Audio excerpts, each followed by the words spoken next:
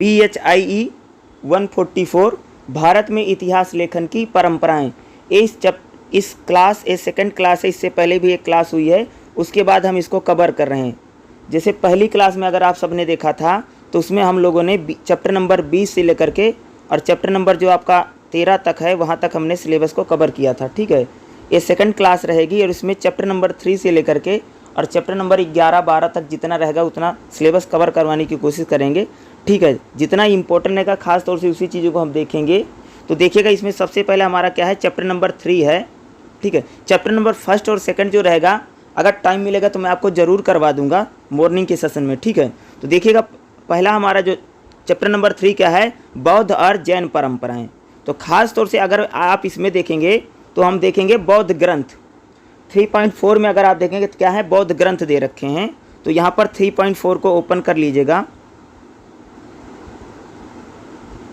3.4 ये रहा बौद्ध ग्रंथ। ठीक है, देखिएगा बौद्ध ग्रंथ वह धार्मिक ग्रंथ हैं जिनमें बौद्ध परंपराएं, यानी भाई कहने का मतलब कि बौद्ध ग्रंथ में क्या लिख रखा है, बौद्ध परंपराएं लिख रखी हैं। और बौद्ध ग्रंथों को कह सकते हैं कि यहाँ पर जो बौद्ध भिक्षु थे या जो बौद्ध मठ थे उनके द्वारा पहले मौखिक रूप में बोला गया था, यानी महात्मा बुद्ध ने जो भाषण दिए हैं या बौद्ध भिक्षु जो होते थे उन्होंने जो पूरा स्पीच दे रखी है, जो भाषण देते थे, वही भाषणों को क्या कर दिया गया है, उन ग्रंथों में लिखा गया है। और जो बौद्ध ग्रंथ कौन सी भाषा में लिखे गए भाई, इंडो आर्यन भाषा में। कौन सी भाषा इनकी, इंडो आर्यन भाषा में इनकी पांडुलिपियों में लिखा गया था। बौद्ध ग्रंथ जो हैं वो बुद्ध की शिक्षाओं तथा संघ के इतिहास के बारे में जानकारी देते हैं। बौद्ध ग्रंथों में क्या लिखा है, महात्मा बुद्ध जो हैं उनकी शिक्षाओं के बारे में तथा जो बौद्ध संघ थे उनका इतिहास क्या है या उनकी हिस्ट्री क्या है उसके बारे में अगर देखेंगे तो बौद्ध ग्रंथों में लिखा गया। और जो बौद्ध ग्रंथ हैं, सामान्य रूप से अगर हम बात करूँ, जो बौद्ध ग्रंथ होते हैं जो भिक्षु थे और तथा कह सकते जो सामान्य उपासक थे, दोनों के जरिए लिखे गए हैं। ठीक है, जो बौद्ध भिक्षु होते थे, बौद्ध भिक्षु मतलब जिन लोगों ने भाई बौद्ध धर्म को पूरी तरीके से उन्हें फॉलो कर लिया, और जो सामान्य उपासक होते थे, दोनों के जरिए लिखा गया। उनकी प्रतिलिपियां बनाई जाती थी और जैसे बौद्ध मठ हैं या उनके दिशा निर्देश में उपयोग किया जाता था। बौद्ध धर्म का संस्थापक अगर बात करें तो इसका जो व्यक्तित्व है काफ़ी ऐतिहासिक रहा, जैसे आप सबको था। और प्रारंभ में देखेंगे तो इसकी जो शिक्षाएं हैं बौद्ध धर्म की वो काफ़ी फेमस रही हैं, कई लोग इसके अनुयायी बनते हैं और उन्होंने इनकी अनुयायियों की संख्या खास तौर से अगर आप देखोगे, जो बौद्ध धर्म जब भारत में आया था उसके बाद देखोगे बड़ी तेज़ी से बढ़ रहा था। रीजन क्या था, क्योंकि भाई हिंदू धर्म में तमाम तरह की कुरीतियाँ भरी पड़ी हैं, यहाँ पर सती प्रथा है, दुनिया भर की चीज़ें चलती रहती थी। तो ज़्यादातर जो लोग होते थे हिंदू धर्म छोड़ करके किसमें, बौद्ध बन जाते थे, क्योंकि बौद्ध धर्म में किसी प्रकार का ना तो छुआछूत है ना तो जातिवाद है, इस प्रकार की समस्याएं उसमें नहीं थी जिस प्रकार से हिंदुओं में होता था। इसलिए ज़्यादातर जो लोग होते क्या करते थे, कन्वर्ट हो जाते थे, यानी रिलीजन कन्वर्सन बहुत हमें रेशियो मिलता था। यानी बौद्ध लोगों की जो संख्या काफ़ी बढ़ती है और बौद्ध जो अनुयायी थे इनकी संख्या बढ़ी। और कह सकते हैं कि काफ़ी बौद्ध ग्रंथ लिखे गए हर द्वारा। कह सकते हैं कि जो बौद्ध ग्रंथ लिखे जा रहे थे इनको पिटक यानी पिटारा का संज्ञा दी गई थी। ठीक है, क्या एक पिटारे के रूप में। और जो बौद्ध ग्रंथ है खास तौर से जो महात्मा बुद्ध के अनुयायी थे, ठीक है, उन महात्मा बुद्ध के अनुयायियों में कह सकते हैं कि इन्होंने उसको लिखा। महात्मा बुद्ध की जो शिक्षाएं हैं, महात्मा बुद्ध ने तो लिखा नहीं था, लेकिन उनके जो अनुयायी यानी जो उनके फॉलोअर थे उनके जरिए लिखा गया। ठीक है, जो संघ थे उनकी स्थापना की गई है। और कह सकते हैं कि बौद्ध भिक्षु समय समय पर बुद्ध की शिक्षाओं पर चर्चा भी किया करते थे, वाद विवाद किया करते थे। इसके लिए क्या करते थे, लोग एकत्र होते थे, एक जगह पर इकट्ठे होते थे। जैसे भाई बातचीत करनी है, किसी चीज़ को लेकर के बहस करना, चर्चा आपस में करते रहते थे, जिसका परिणाम मत संप्रदाय में विभाजन निकला। ठीक है, अगर जैसे हम बात करेंगे तो प्रथम शताब्दी BC में आप देखेंगे जब बौद्ध मत का उदय होता है, तो अगर वहाँ देखेंगे तो गणसंघ या कुलीन तंत्र या राजतंत्र उस समय तो हमें ज़्यादा अस्तित्व में देखने को मिलते हैं। लेकिन जैसे आप देखेंगे मध्य गंगा में जैसे अवध है, कौशल है, या इस प्रकार से देखोगे खास तौर से जो मगध के जो शासक हैं जैसे बिंबिसार हैं, अजातशत्रु हैं, तो इन लोगों ने भगवान बुद्ध के क्या समकालीन माने जाते हैं। ठीक है, जैसा आप सबको पता हो कि जो बौद्ध धर्म है इसका विकास नगरों में हुआ है, यानी नगरीय धर्मराज, यानी नगरों या शहरों में इसका विकास ज़्यादातर या हमें जो डेवलपमेंट है वो देखने को मिलता है। देखिएगा शुरू में अगर मैं बात करूँ तो बौद्ध धर्म में अगर आप देखेंगे तो महिलाओं को संघों में या संघों में शामिल होने की अनुमति नहीं मिलती थी। स्टार्टिंग में अगर आप देखेंगे जो महिलाएं होती थी यानी जो लेडीज होती थी वो बौद्ध संघों में शामिल की होने की अनुमति नहीं दी, अनुमति उनको दी गई, ठीक है। लेकिन आगे चलकर महिलाओं को कह सकते हैं कि घर त्याग करना, संन्यास की अनुमति, देखो शुरू में तो देखोगे महिलाओं को बौद्ध जो संघ होते थे उसमें शामिल हो सकती हैं, लेकिन बाद में कह सकते हैं कि इनकी महिलाओं की अनुमति यानी महिलाओं को कोई घर त्याग करना पड़ता था, इसलिए उन्हें संन्यास की अनुमति नहीं दी गई है। किसको? महिलाओं को। यानी बौद्ध जो महिलाएं होती थी वो संन्यास नहीं लेती थी खास तौर से। और दूसरा, जो बौद्ध ग्रंथ हैं खास तौर से किस भाषा में लिखे? भाई पाली भाषा में लिखा गया है। कौन सी लैंग्वेज है इनकी? पाली लैंग्वेज है। और जो जितने भी बौद्ध ग्रंथ लिखे इनको हम क्या पिटक के नाम से जानते हैं। पिटक का मतलब क्या? पिटारा होता है, ठीक है, क्या? पिटारा। और इसको खास तौर से इसमें 3 बहुत इंपॉर्टेंट, जिसे हम क्या बोलते हैं? त्रिपिटक। क्या है? 3 पिटारियाँ कह लो, 3 पिटारा कह लो, जो भी आप कह सकते हैं। यह बौद्ध धर्म के प्राचीनतम ग्रंथ हैं। कौन? ये जो त्रिपिटक हैं, यह बौद्ध ग्रंथ जो हैं कह सकते हैं कि उसमें सबसे प्राचीन माने जाते हैं, जिसमें भगवान बुद्ध के उपदेशों को संकलित किया गया। यानी जो त्रिपिटक हैं जिनकी हम अभी हम लोग जिक्र भी करेंगे, ये त्रिपिटक जो हैं काफ़ी फेमस हैं और भगवान जो महात्मा बुद्ध हैं, ठीक है, उनकी जो उपदेश हैं उन उपदेशों को इसमें क्या इकट्ठा किया गया है। हिंदू धर्म में वेदों का जो स्थान है, कह सकते भाई हिंदू धर्म में जो वेदों का स्थान है वही स्थान कह सकते बौद्ध धर्म में पिटकों का स्थान है। जिस प्रकार से हमारे यहाँ पर 4 वेद हैं उसी प्रकार से कह सकते हो कि बौद्ध धर्म में त्रिपिटक का स्थान है। भगवान बुद्ध ने हाथों से अपने इनको नहीं लिखा त्रिपिटक जो लिखे गए हैं, बल्कि जो उनके शिष्य थे उन्होंने इन चीज़ों को लिख रखा है। त्रिपिटक काफ़ी इंपॉर्टेंट। त्रिपिटक में कौन कौन से? पहला जो हमारा क्या है भैया? विनय पिटक। क्या है? विनय पिटक। अगर मैं विनय पिटक की बात करूँ तो विनय पिटक में जो बौद्ध संघ थे इनके नियम क्या हैं, इनके कानून क्या हैं, उनके बारे में खास तौर से हम क्या देखेंगे विनय पिटक में लिखा गया है, जो विनय पिटक है। विनय पिटक के बाद अगला जो पिटक हम इसको क्या बोलते हैं? सुत्त पिटक।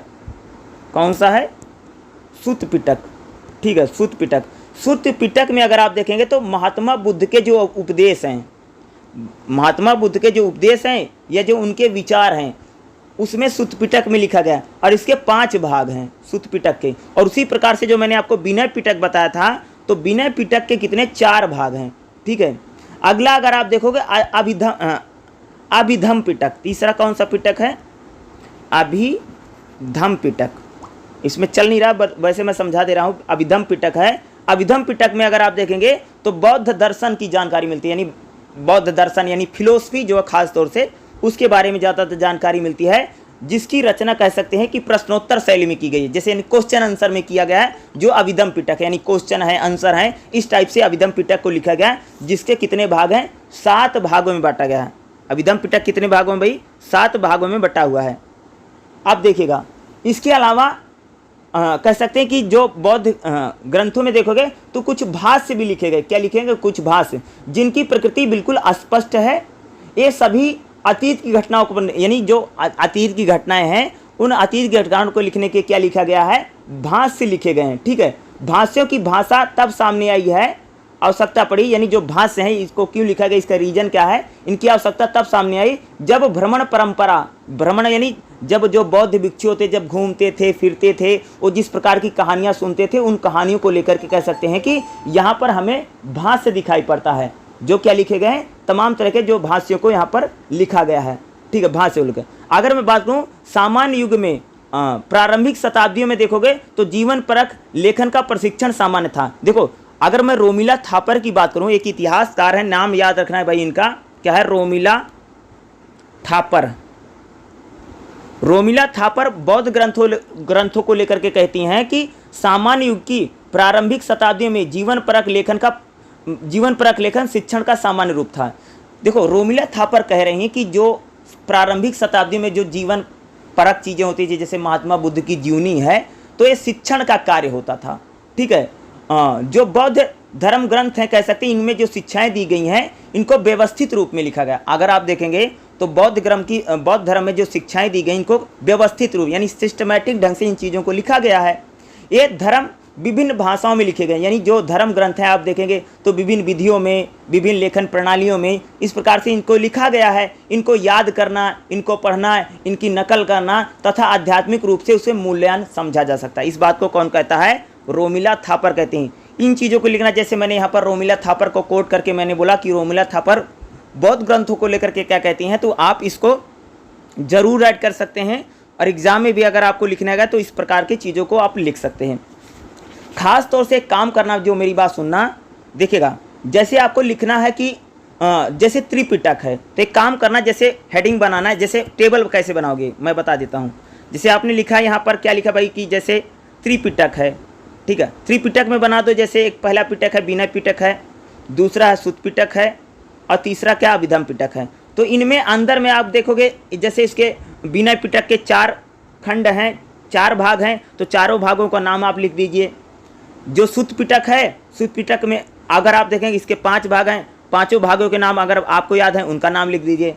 या जो अभिधम पिटक है इसके 7 भाग हैं, अगर इन 7 भागों का अगर आप नाम लिख सकते हैं तो लिख दीजिए। तो खास तौर से मेरा कहने का मतलब है कि जो विनय पिटक, अभिधम पिटक, सुत्त पिटक, इनको सिर्फ हेडिंग बना करके नहीं लिखना है, खास तौर से इनको आप टेबल बना करके या डायाग्राम के थ्रू लिखने का जरूर कोशिश कीजिएगा, क्योंकि यहाँ पर ऐसा लिखने से जो टीचर पर इंप्रेशन पड़ेगा वो काफ़ी अच्छा पड़ेगा। खास तौर से जब इसको लिखना पड़ेगा, सिर्फ देखो हेडिंग बना करके तो लिखो ही लिखो, लेकिन साथ में इनको डायाग्राम के थ्रू दिखाने की जरूर कोशिश कीजिएगा, क्योंकि यहाँ पर जब डायाग्राम के थ्रू हम चीज़ों को लिखेंगे तो शायद टीचर को जो चीज़ें हैं वो ज़्यादा बेहतर समझ में आएंगी। जैसे विनय पिटक, सुत्त पिटक, अभिधम पिटक, तो इस प्रकार से चीज़ों को आप दिखाइए। अगर जैसे इसके जो भाग हैं, अगर आपको कौन कौन से भाग हैं अगर उनके नाम पता है तो उनको नाम भी अगर आप लिखेंगे तो काफ़ी आपके लिए क्या रहेगा, ये अच्छा रहेगा, ठीक है। इसमें अगला अगर हम थोड़ी सी हम लोग बात करते हैं, क्या 3.6 क्या है? बौद्ध ऐतिहासिक परंपरा।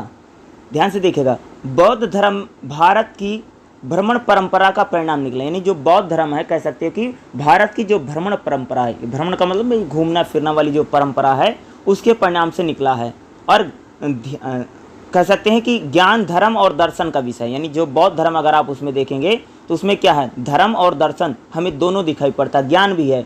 जहाँ तक मैं बौद्ध ऐतिहासिक परंपरा की बात करूँ, अगर आप देखेंगे तो प्रश्न यह है कि इस परंपरा का आरंभिक मूल्य इतिहास संवाद के पीछे ले जाया जाता है, ठीक है। अगर हम इसकी बात करें तो अगर आप देखेंगे जो बौद्ध ग्रंथ है, इसकी जो कथाएं हैं, जो वेदों में वार्ता, मंत्री और आख्यानों के समकक्ष माना जाता है, ठीक है।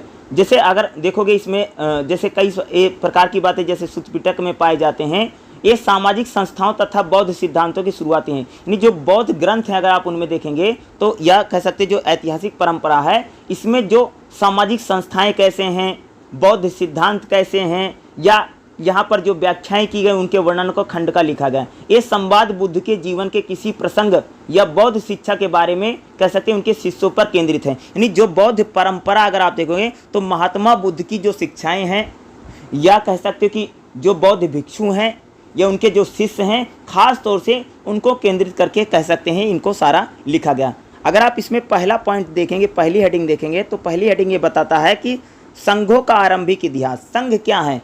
जहाँ पर बौद्ध भिक्षु रहते थे, जहाँ पर ये जो लोग रहते हैं उसको क्या बोलते हैं, संघ बोला जाता था, ठीक है। जहाँ तक संघ के आरंभिक इतिहास की बात करें तो अतीत की बौद्ध परिकल्पना उत्पत्ति संबंधी मिथकों की घटनाओं के ओर मुड़ती हैं, जिन्हें संघ इतिहास की आधारभूत ऐतिहासिक मानता है। यानी कह सकते हैं कि जो बौद्ध ग्रंथ हैं, जो बौद्ध भिक्षु हैं, कहाँ रहते थे भाई? ये संघों में रहते थे। जैसे हम लोग कहते हैं ना बाबा की कुटिया है या संत का आश्रम है, उसी प्रकार से जो बौद्ध भिक्षु रहते थे वो कहाँ पर रहते थे?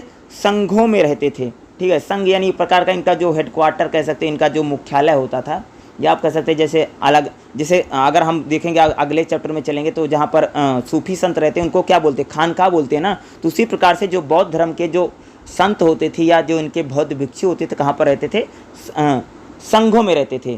संघों का इतिहास के बारे में हमें यहाँ पर देखने को मिलता है। खास तौर से संघ है और संघ में क्या है, खास तौर से ये लोग रहते थे, ठीक है। दूसरा अगर आप देखेंगे, जो दूसरा हमें बताता है, जो सेकंड है, समय की अवधारणा। देखिएगा, बौद्ध के समय की बौद्ध अवधारणा पौराणिक विचार की उपलब्धि बताती है। यानी आप कह सकते हैं कि इस यानी जो बौद्ध ग्रंथ है, टाइमिंग है, समय है, इसकी भी हमें समय रेखा का पता चलता है, क्योंकि बौद्ध ग्रंथ जो लिखे गए वहाँ से कह सकते हैं कि भारत के इतिहास को, उसके समय को, टाइमिंग को या रेखीय समय का भी अस्तित्व हमें यहाँ पर देखने को मिलता है, खास तौर से जो बौद्ध ग्रंथ हैं। ठीक है। दूसरा, अगर हम बौद्ध ग्रंथों की बात करें तो क्या है, ये विचार से चिन्हित हैं। नहीं, अगर बौद्ध ग्रंथों की बात करोगे यानी उसमें क्या है कि बुद्ध के जो इतिहास लेखन है उसको संकेत देने वाले ग्रंथ हैं, तथा कह सकते हैं कि गैर धार्मिक परिप्रेक्ष्य हैं। ये क्या है, थोड़ा गैर धार्मिक है। उनके संबंधों में अगर आप देखेंगे जैसे इतिहास है, बौद्ध संघ हैं, या इसमें कई उप संप्रदायों के जरिए हमें देखने को मिलता है। दूसरा, श्रीलंका का जो पाली इतिहास वृत्त है, यानी जिस प्रकार से आप देखेंगे जो बौद्ध ग्रंथ जो लिखे गए हैं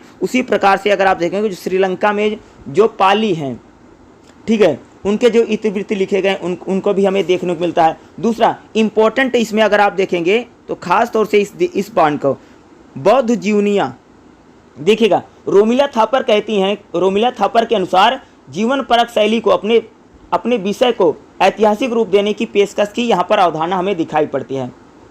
कहती हैं कि जब किसी के जीवन को, जब किसी के लाइफ को यानी कह सकते हैं जीवनी बना करके या कहानी बना करके सुनाया जाता है तो यह बड़ा जीवंत से लगती है, यानी बिल्कुल रियल लगते हैं। और उत्तर भारत में कह सकते हैं कि यहाँ पर जीवनी तो काफ़ी लोकप्रिय थी। जैसे आप देखो उत्तर भारत में जो दादी नानी की कहानियाँ कह सकते हैं इस प्रकार से, या यहाँ पर जो जीवनी है उस प्रकार की चीज़ें अगर देखेंगे तो यहाँ पर हमें काफ़ी ज़्यादा दिखाई पड़ती हैं। इसका कारण यह कि हो सकता है कि उत्तर पश्चिमी भारत में बौद्ध धर्म का राज्य सत्ता के साथ बहुत घनिष्ठ संबंध नहीं था, ना ही वहाँ अन्य प्रतिस्पर्धी बौद्ध पंथ प्रतिष्ठा हेतु संघर्षरत थे। सामान्य युग की शुरुआत की बात करें तो सामान्य युग की शुरुआती सदियों में जीवनियों का लेखन आम प्रचलन था। यानी कह सकते हैं भारत में अगर आप देखोगे तो जीवनी बड़ा इंपॉर्टेंट है, क्योंकि जीवनी कह सकते हैं एक प्रकार से जैसे किसी की कहानी है, किसी की स्टोरी है, तो उत्तर भारत में जीवनियों की काफ़ी विशेषता रही। क्योंकि हम लोग तो जैसे कहानी, स्टोरी, जैसे हम लोग बात करें इतिहास को तो हम लोग कहानियों में पढ़ना ज़्यादा पसंद करते हैं ना, जैसे खास तौर से जैसे अकबर के बारे में या किसी और के बारे में। तो उसी प्रकार से कह रहे हैं कि जो बौद्ध जीवनियाँ इसलिए लिखी गई ताकि लोग महात्मा बुद्ध के बारे में जान सके। ग्रंथ देखो, ग्रंथों को भैया सब नहीं पढ़ता है, आप सबको पता है कि जो विनय पिटक लिख दिया, सूत पिटक लिख दिया, त्रिपिटक लिख दिया। अरे बात बताओ, त्रिपिटक, सूत, विनय पिटक को कौन पढ़ेगा? आम आदमी तो पढ़ेगा नहीं। अब एक बात वही, आम आदमी नहीं पढ़ेगा तो महात्मा बुद्ध का जो दर्शन है, महात्मा बुद्ध का जो ज्ञान है या उनकी जो उपदेश हैं, लोगों को कैसे पढ़ाया जाए? तो यही कह सकते हो कि यहाँ पर उनकी जीवनियाँ लिखी गई हैं ताकि आम लोग, ताकि आम जनता उनको पढ़ सके। ठीक है, विनय पिटक, सूत पिटक के ग्रंथों को तो कोई पढ़ेगा नहीं। जैसे अगर मैं एग्जाम्पल दूँ, अरे भाई वेद, हिंदू धर्म में वेद हैं, पुराण हैं, क्या वेद पुराण सबने पढ़ लिया है?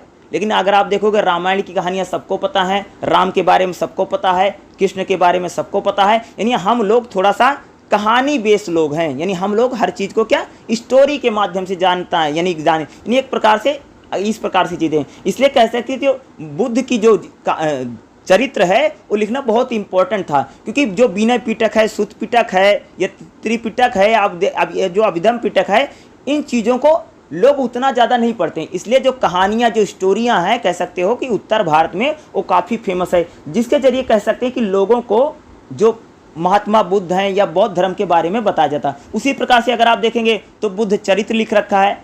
जो बुद्ध चरित्र है अश्वघोष ने लिखा है, जो पहली सदी इसी या इसके बाद निर्धारित की गई। इससे ज्ञात होता कि किस प्रकार जीवन का उपयोग, इतिहास में कह सकते हैं जीवन का जो उपयोग है। 7वीं 8वीं शताब्दी देखोगे चीनी बौद्ध भिक्षुओं ने इसे बहुत लोकप्रिय अध्ययन में गिना है। इसमें देखो जो बौद्ध चरित्र है इसमें लगभग 17 अध्याय हैं और प्रथम 13 में अशोक घोष की रचना मानी जाती। बाद के 4 जो हैं किसी अन्य ने लिख रखा। उसी प्रकार से जैसे महावस्तु है या ललित विस्तार है या इस प्रकार की चीज़ें। देखो यहाँ पर अगर मैं बात जो कर रहा हूँ कि जैसे बुद्ध जीवनियाँ हैं, बुद्ध चरित्र हैं, यानी जीवनियाँ और चरित्र को इसलिए लिखा गया है क्योंकि ग्रंथों के बारे में, क्योंकि उत्तर भारत की अगर बात करें तो उत्तर भारत में उतना ज़्यादा ग्रंथ नहीं पढ़े जाते, क्योंकि आज जो आम आदमी है वो क्या है, कहानियाँ पढ़ता है, जीवनियाँ पढ़ता है, ग्रंथों को उतना नहीं। इसलिए कह सकते हैं कि जो महात्मा बुद्ध के जो उपदेश हैं, जो उनका जीवन दर्शन है, उसको हम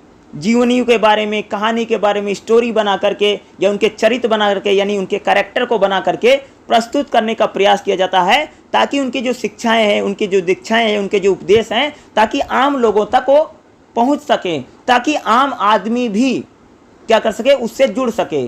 बच्चा बच्चा उनके स्टोरी को सुन सके। जैसे आप सबने कहा, जैसे आप देखोगे रामायण महाभारत अगर देखोगे तो ग्रंथों को शायद किसी ने पढ़ा नहीं पढ़ा होगा, लेकिन रामायण की कहानियाँ जो स्टोरी हैं उसको काफ़ी लोग पढ़े हैं। तो उसी प्रकार से अगर आप देखेंगे तो बुद्ध चरित्र भी जो लिखा गया है, या कह सकते हैं कि जो बुद्ध जीवनी लिखी गई हैं, उनका मकसद भी यही था, क्योंकि उत्तर भारत में कह सकते हैं कि उनके जो उपदेश हैं उनको ज़्यादा से ज़्यादा लोगों तक पहुँचाया जाए। ठीक है, हेलो, जो चैप्टर है देखिएगा क्या है, चैप्टर नंबर 4 क्या है, कथाएं और चरित्र।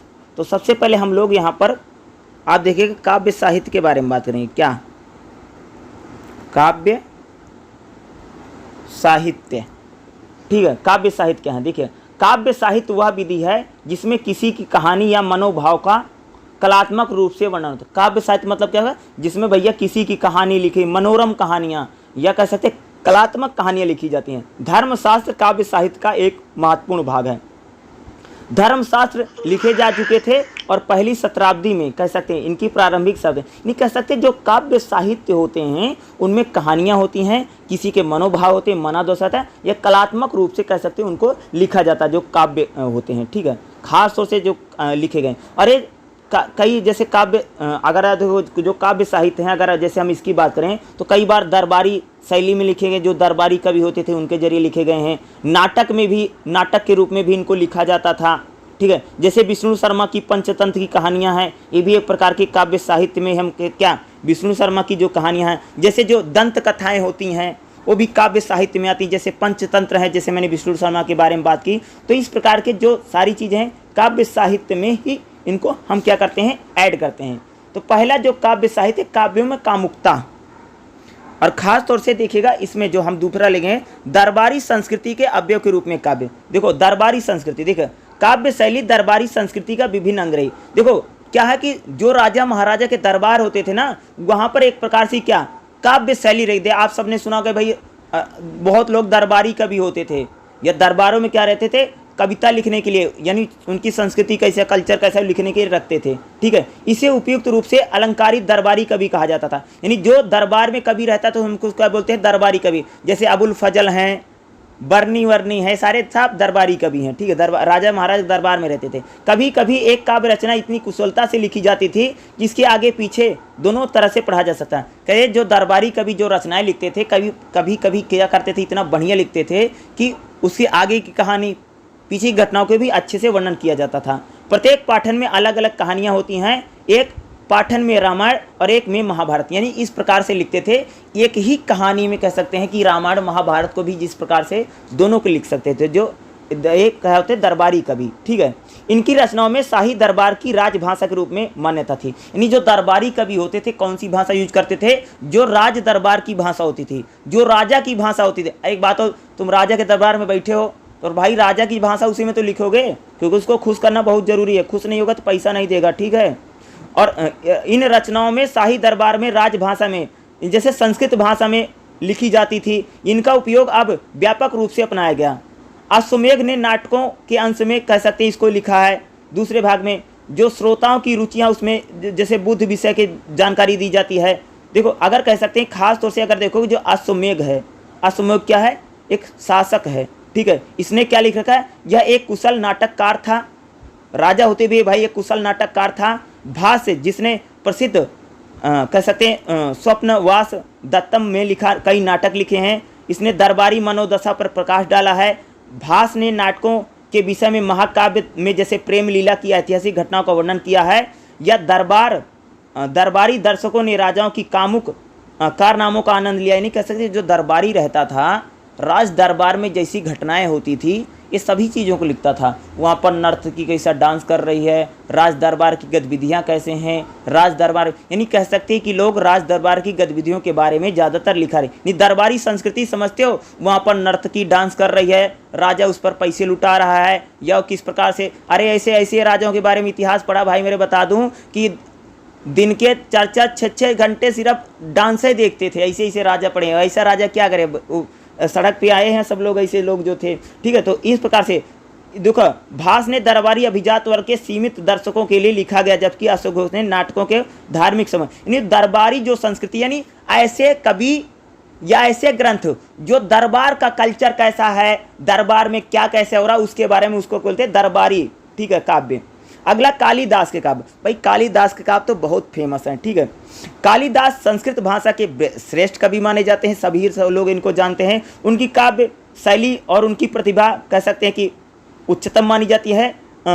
कवि कुल गुरु के रूप में उनको सम्मानित किया गया है। वास्तव में कालिदास की जो रचना है संस्कृत भाषा में, जैसे मणिमाला के माध्यम है, पश्चिम तथा भारतीय विद्वानों में कह सकते हैं कालिदास श्रेष्ठ कवि माने जाते हैं। कालिदास कह सकते हैं पश्चिम के वेस्टर्न जो लोग हैं और जो इंडियन है उनमें क्या कह सकते हैं, कालिदास को श्रेष्ठ कवि माना जाता है। किसको? कालिदास को। अन्य कवियों की तुलना में कह सकते हैं कालिदास को बहुत ज़्यादा प्रसिद्धि मिली है।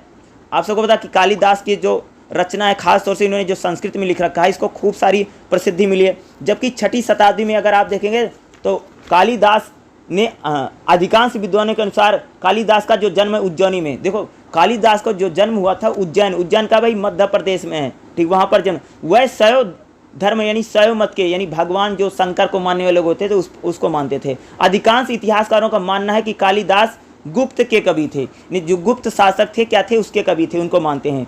गुप्त सम्राट चंद्रगुप्त विक्रमादित्य के दरबार में थे, यानी उनके समकालीन हैं। और काफ़ी इतिहासकारों ने बोला कि कालिदास भी एक क्या है, दरबारी कवि हैं। लेकिन इसको लेकर के काफ़ी मतभेद है, लेकिन ये तो बिल्कुल क्लियर है कि वो चंद्रगुप्त जो विक्रमादित्य हैं उनके समकालीन इनको माना जाता है, ठीक है। कालिदास की रचनाएं बहुत इंपॉर्टेंट है और एक एक रचना के बारे में हम बात करेंगे। खास तौर से मैं लिखिता भी चले जाऊंगा यहाँ पर कौन कौन सी रचना है। पहला है ऋतु संहार। कालिदास की पहली रचना क्या भाई? ऋतु संहार, ठीक है। यह कालिदास की पहली कृति थी। यह गीति काव्य यानी गीत की शैली में लिखा गया, जिसमें 6 ऋतुओं के बारे में वर्णन किया गया है। ऋतुओं का वर्णन प्रायः उद्दीपन में, यानी कह सकते हैं ऋतु संहार में, यानी जो ऋतु होती है, जैसे कह सकते हैं जो ऋतुएं चलती हैं उनके बारे में लिखा गया ऋतु संहार। कालिदास की जो दूसरी रचना है उसका क्या है? मेघदूतम। क्या है? मेघदूत या मेघदूतम भी इसको कई बार बोल देते हैं संस्कृत में। देखो मेघदूत ऋतु संहार की अपेक्षा यह एक बड़ी रचना थी और यह गीति प्रधान खंड में है। इसमें कुबेर के श्राप से रामगिरी में निष्कासित एक यक्ष वृक्ष ऋतु आने पर वर्षा के अपनी अलंकृत, देखो मेघदूतम में जो पानी बरसता है उसको लेकर के उन्होंने लिख रखा है। भाव यह कला पक्ष में दोनों में है, उत्कृष्ट है जो मेघदूतम है। इसमें वियोग श्रृंगार रस है मेघदूतम में, और इसमें नैतिकता की शिष्टता हमें दिखाई पड़ती है, ठीक है। मेघदूतम में अगर आप देखोगे प्रेम के चित्रण से भरा हुआ है। मेघदूतम में भैया कालिदास ने लिखा प्रेम का चित्रण किया है, जो इनकी रचना मेघदूतम। अगली इनको जो रचना तीसरी क्या है? कुमार संभवम।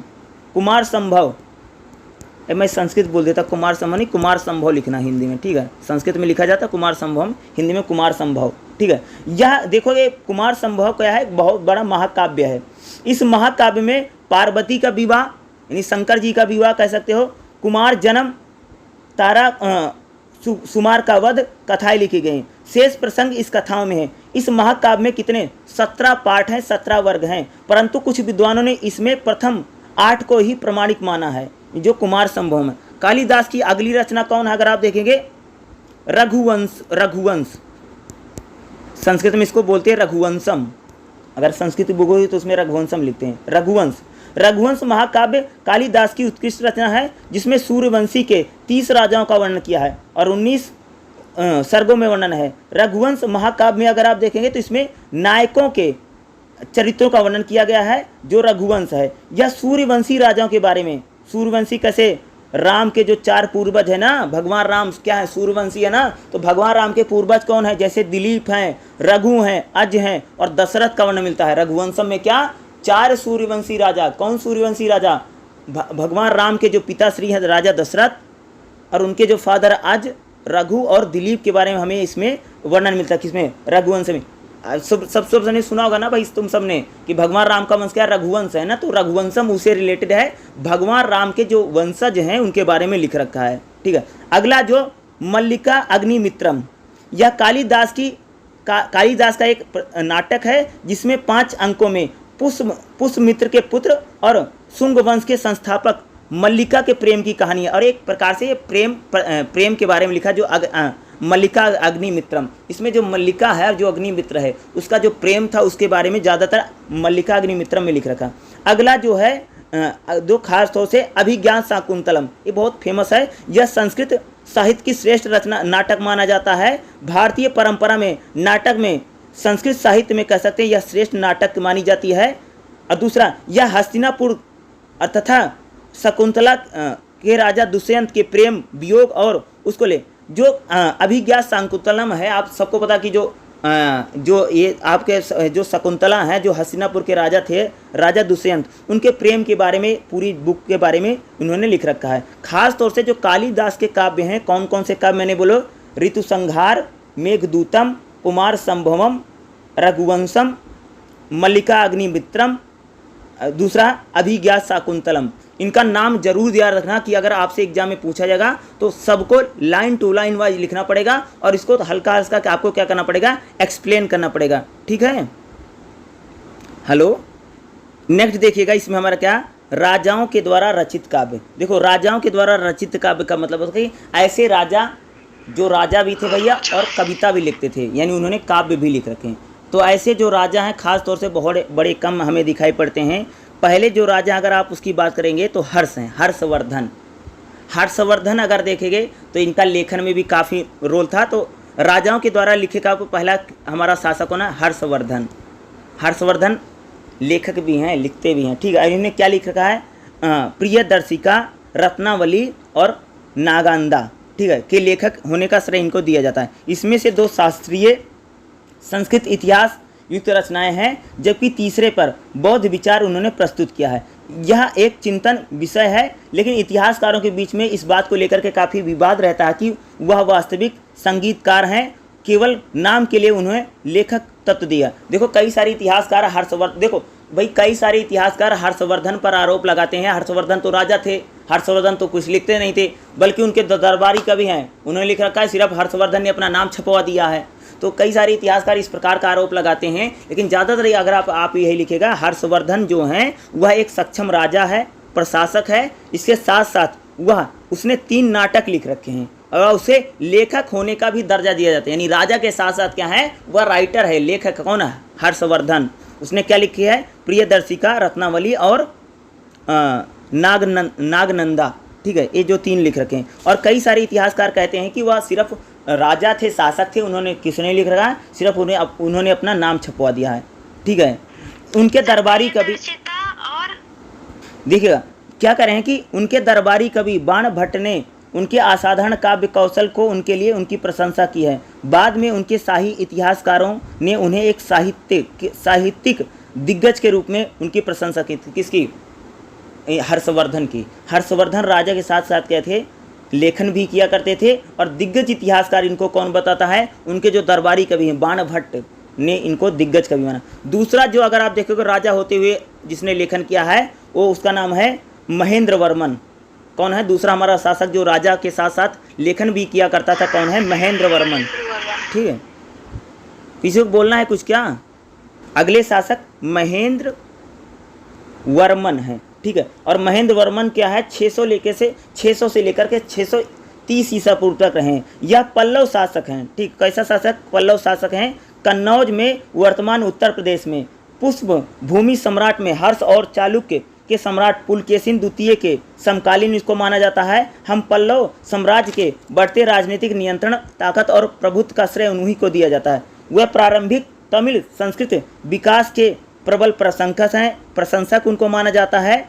कहा जाता कि वह एक कवि थे और नाटककार थे। यानी कह सकते महेंद्र वर्मन को जो एक पल्लव शासक है, ठीक है, पल्लव शासक कहाँ पर शासन करते थे, दक्षिण भारत के जो शासन है। खास तौर से जब अभी हम लोग खास तौर से जो तमिल साहित्य को पढ़ेंगे वहाँ पर ये लोग आएंगे, उनको एक कवि के रूप में, नाटककार के रूप में भी माना जाता है। उनकी कुछ ख्यातियों को प्राप्त करने के वह सफल रहे। उन्होंने एक हास्य नाटक भी लिखा है जिसका शीर्षक उन्होंने कह सकते शराबियों का आनंद दिया है। यानी राजाओं के काव्य में यानी कौन कौन से राजा ने अपने काव्य लिख रखे हैं, तो अगर राजाओं के काव्य देखोगे तो भाई हर्षवर्धन और दूसरा महेंद्र वर्मन, यानी 2 ही शासक हैं जिन्होंने क्या अपने काव्य लिख रखे हैं। ठीक है, हेलो, देखिएगा हमारा जो नेक्स्ट रहेगा 4.3 में अगर आप देखेंगे तो चरित्र साहित्य।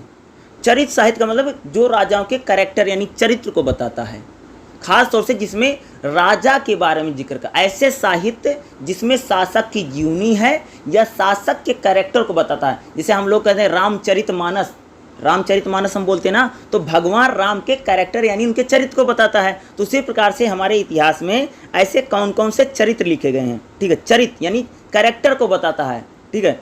चरित्र अनिवार्य रूप से ऐतिहासिक विषय पर आधारित होते हैं। ये जो चरित्र लिखे जाते हैं किस पर लिखा जाए भैया, ऐतिहासिक विषय पर लिखा जाता है, क्योंकि उनका कथनाक यानी उनकी जो कथा होती है वह ऐतिहासिक व्यक्तियों को लेकर के, नहीं कोई जो चरित्र लिखा जाए कोई ऐतिहासिक व्यक्ति होगा जिसका इतिहास में बहुत बड़ा नाम होगा, बहुत बड़ा काम होगा, उसके व्यक्तित्व के इर्द गिर्द घूमता जो चरित्र। यह सही अस्तित्व में प्रशस्ति पुरालेखों के साथ साथ हम राजाओं के संरक्षण के में दरबारी कवियों लेखकों द्वारा भी चरित्र हमें लिखे, यानी जो दरबारी कवि होते थे वो भी एक प्रकार के चरित्रों को लिखते थे। खास तौर से जो दरबार में होते थे अपने शासक के बड़ाई करने के चरित्र लिखते थे। हालांकि उनके उद्देश्य को समझने के लिए कुछ विद्वानों ने आवश्यकता है। अक्सर ये ग्रंथ किसी विशेष मुद्दे के बारे में कहानी बताते हैं। जैसे जो चरित्र लिखा होता है, किसी का भी चरित्र है, चाहे जैसे हर्ष चरित्र है, बुद्ध चरित्र है, राम चरित्र है, कोई भी अगर चरित्र होता है तो उसका कोई न कोई क्या होता है कि अगर आप देखेंगे तो उसका एक मुख्य विषय होता है, यानी एक सब्जेक्ट के ऊपर वो बात करता है, ठीक है, जो सत्ता हासिल करने से संबंधित होता है। यानी किस प्रकार से राजा ने सत्ता हासिल की है, या हमारा राजा कितना महान है, प्रताप है, उसका कितना बड़ा कैरेक्टर है। जिस प्रकार से रामचरितमानस में तुलसीदास भगवान राम का वर्णन करते हैं, उसी प्रकार से आप कह सकते हैं कि जो दरबारी कवि होता है वो अपने राजा के बारे में चरित्र और कैरेक्टर को लिखता है, ठीक है।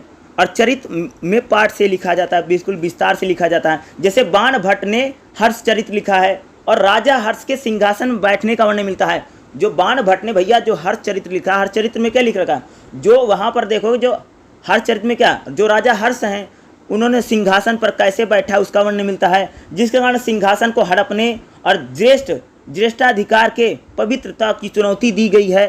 हर्ष उनके पिता राजा प्रभाकर वर्धन के छोटे पुत्र थे। देखो उसमें बताया गया है, देखो जो हर्षवर्धन है उसके पिता जो राजा है उनका नाम क्या है, प्रभाकर वर्धन। प्रभाकर वर्धन के देखो हर्ष का बड़ा भाई भी था, लेकिन हर्षवर्धन का जो बड़ा भाई था ना वो ठीक नहीं था, एक प्रकार से बड़ा अयोग्य शासक था, ठीक है। और उसके बाद क्या था, हर्षवर्धन ही शासक बनता है, ठीक है। योग्य शासक क्या हर्षवर्धन है, और हर्षवर्धन काफ़ी बड़ी छोटी आयु में शायद इतिहासकार बताते कितने भाई 13 से 14 साल की उम्र बताते ना, हाँ 13 से 14 साल की उम्र में हर्षवर्धन क्या है, शासक बन जाते हैं, राजा बन जाते हैं। और ज्येष्ठाधिकार का नियम है, आप सबको पता कि भाई जो बड़ा लड़का होगा राजा वही बनता है। लेकिन जो हर्षवर्धन है बड़े लड़के नहीं हैं बल्कि छोटे बेटे थे, बल्कि बड़ा बेटा अयोग्य है, इसलिए कह सकते हैं कि हर्षवर्धन बनते हैं। उसके बाद अगर आप देखेंगे तो दूसरा हर्षवर्धन के बाद जो बुद्ध चरित्र में इन चीज़ों को बताया था, उसी प्रकार से कल्याण के चालुक्य शासक जो विक्रमादित्य फोर्थ थे, इन्होंने 21वीं शताब्दी के अंत से लेकर के 12वीं शताब्दी की इनकी शुरुआत की है। उनकी जीवनी कह सकते हैं, उनकी जीवनी को भी लिखा गया है, ठीक है। जो सम्राट को स्वयं भगवान शिव से अपने बड़े भाई से राजगद्दी छीनने के तथा उनकी जगह लेने का निर्देश और मार्गदर्शन किया है।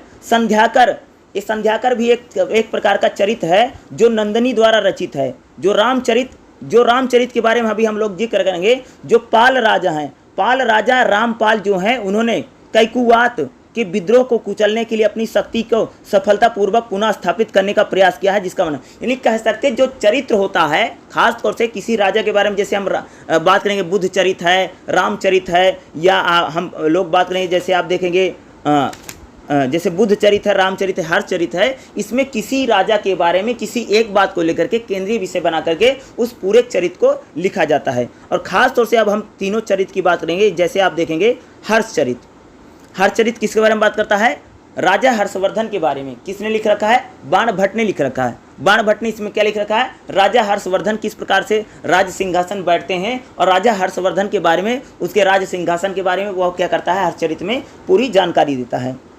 7वीं शताब्दी के पूर्वार्ध में संस्कृत भाषा में गद्य साहित्य में विभिन्न विद्वान सम्राट हर्ष के राजकवि बाण भट्ट द्वारा रचित इस ग्रंथ में हर्ष के जीवन के और हर्ष के समय के भारत के इतिहास के बारे में हमें पता चलता है। हर्ष चरित्र बाण भट्ट की ऐतिहासिक महाकाव्य है। बाण ने इसे आख्याकित कहा है। अगर इसमें देखो 8 पार्टों में लिखा गया है। बाण भट्ट ने थानेश्वर के महाराजा हर्षवर्धन के जीवन चरित्र को लिखा है। आरंभ 3 चीज़ों में बाण ने अपने वंश तथा उनके जीवन चरित्र को सविस्तार वर्णन किया। हर चरित्र की वास्तविक कथा में देखोगे तो उसके चरितार्थ में चीज़ें ले, इसमें हर्ष के वंश के पुष्पभूति से लेकर के हर्षवर्धन के चरित्र को लिखा गया। हर चरित्र में ऐतिहासिक विषयों की गद्य काव्य में लिखने का प्रयास। कह सकते कि जो बाण भट्ट है उसने जो राजा हर्षवर्धन है, जो थानेश्वर, ये थानेश्वर कहाँ हरियाणा में लगता है, ठीक है, और वहाँ के शासक थे, वहाँ के राजा थे हर्षवर्धन, प्रतापी राजा है, ठीक है, खास तौर से बड़ा शासक है, ठीक है, हर्षवर्धन, ठीक है, याद रखना इस बात को। और उसके जो चरित्र को किसने लिखा, उसका जो दरबारी कवि बाण भट्ट है उसने लिखा है, जिसका नाम क्या भाई, हर्ष चरित्र। उसी प्रकार से अगला है बुद्ध चरित्र। बुद्ध चरित्र संस्कृत भाषा का महाकाव्य है। इसके रचयिता अवश्य घोष हैं। अवश्य घोष ने बुद्ध के चरित्र को लेकर के बुद्ध चरित्र लिखा है, ठीक है। यह एक सुप्रसिद्ध ग्रंथ है। कहा जाता है कि इसकी ऐतिहासिक जीवनी के उद्देश्य से इसका बहुमूल्य है। रुद्रदामन का जूनागढ़ अभिलेख प्रशस्ति बनाने का यह पारंपरिक उदाहरण है। एक शैली जो नहीं जी कह सकते, बुद्ध चरित्र में क्या है, महात्मा बुद्ध का जो जीवन है उसको लेकर के किसने लिख रखा है, अश्व घोष ने लिखा है, जिसको हम क्या बोलते हैं, बुद्ध चरित्र। महात्मा बुद्ध का जो कैरेक्टर है, उनका जो जीवन है, उनका जो दर्शन, उसको जो लिखा गया किसमें लिखा भैया, बुद्ध चरित्र में। तीसरा क्या, रामचरित्र। रामचरित्र क्या है, रामचरित्र आप देखोगे संध्याकर नंदनी की जीवनी की रचना है। इस रामचरित्र को किसने लिखा है, संध्याकर नंदन ने जीवनी की रचना है, जिसमें बाद में पाल शासक यानी बुद्ध रामचरित्र में क्या, पाल शासक यानी जो पाल राजा थे उसमें कौन है,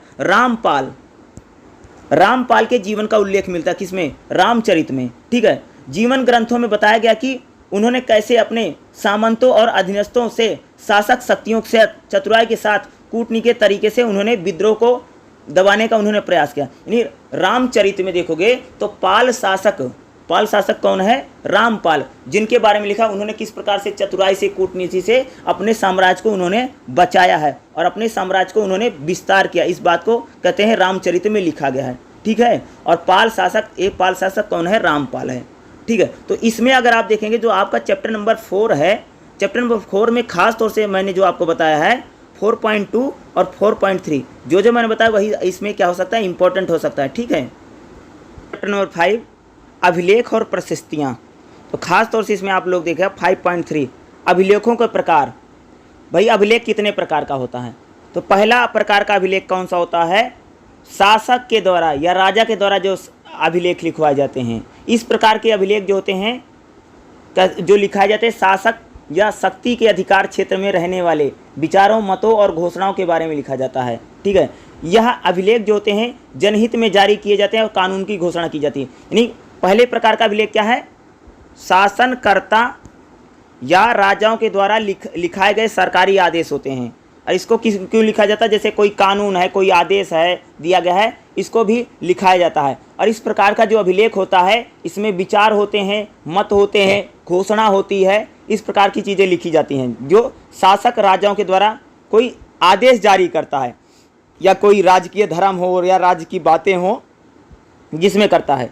दूसरे प्रकार का अभिलेख कौन होता है, अगर आप देखेंगे तो प्रशस्ति अभिलेख होता है। जैसे कोई राजा ने विजय प्राप्त कर ली है तो अपनी प्रशंसा में अभिलेख लिखवाता है कि उसने राजा ने ऐसी हमने ये लड़ाई लड़ी है जिसमें हमने विजय प्राप्त की है, वहाँ पर हमने इतने ज़्यादा लोगों को पकड़ा है या इतने ज़्यादा स्वर्ण मुद्राएं या सर्फियाँ प्राप्त की हैं, जो प्रशस्ति अभिलेख होता है। ये अभिलेख राजाओं के विवरण और प्रशस्ति दोनों की बात, यानी प्रशस्ति का मतलब समझते हो, प्रशंसा में, यानी किसी के प्रशंसा में, महिमा मंडन कह सकते हैं, उसमें लिखे जाते हैं। ये अभिलेख जो होते हैं संरक्षक या संरक्षकों की उपलब्धि की सराहना करते हैं, जो होते हैं खास तौर से जो प्रशस्ति अभिलेख होते हैं। प्रशस्ति वंश की उत्पत्ति का उल्लेख नहीं करती। जो कोई भी अगर प्रशस्ति अभिलेख है तो किसी वंश के बारे में, क्या मैंने बोला है, प्रशस्तियाँ। जो प्रशस्ति अभिलेख होते हैं खास तौर से जैसे प्रयाग प्रशस्ति अभिलेख आगे हम लोग जिक्र भी करेंगे, तो प्रशस्ति अभिलेख जो होते हैं वह राजा के बारे में क्या करते हैं, उसकी प्रशंसा करते हैं, उसकी वंशावली के बारे में नहीं बताते हैं, बल्कि वंशावलियाँ शामिल होती हैं, संभवतः राज दरबार में रखे गए अभिलेखों में निर्मित किया जाता है। तीसरे प्रकार का जो अभिलेख होता है धार्मिक अनुष्ठान या उपहार में कई बार अभिलेख, जैसे राजा कोई धार्मिक अनुष्ठान करता है या पूजा पाठ करता है तो उसको लेकर के भी क्या होते हैं, अभिलेख लिखाए जाते हैं। जैसे उसने कौन सा पूजा किया है, कौन सी मूर्ति ली है, या उस प्रकार के कितना दान दिया है, कितना धर्म किया है, इस प्रकार के भी अभिलेख लिखाए जाते हैं, ठीक है। ये तीसरे प्रकार के अभिलेख हैं। अगला चौथा जो अभिलेख होता है, अगर आप देखेंगे चौथा अभिलेख कौन सा होता है, ताम्र अभिलेख। ताम्र अभिलेख, ताम्र अभिलेख का मतलब कि जो तांबे पर लिखाए जाते, तांबे पर।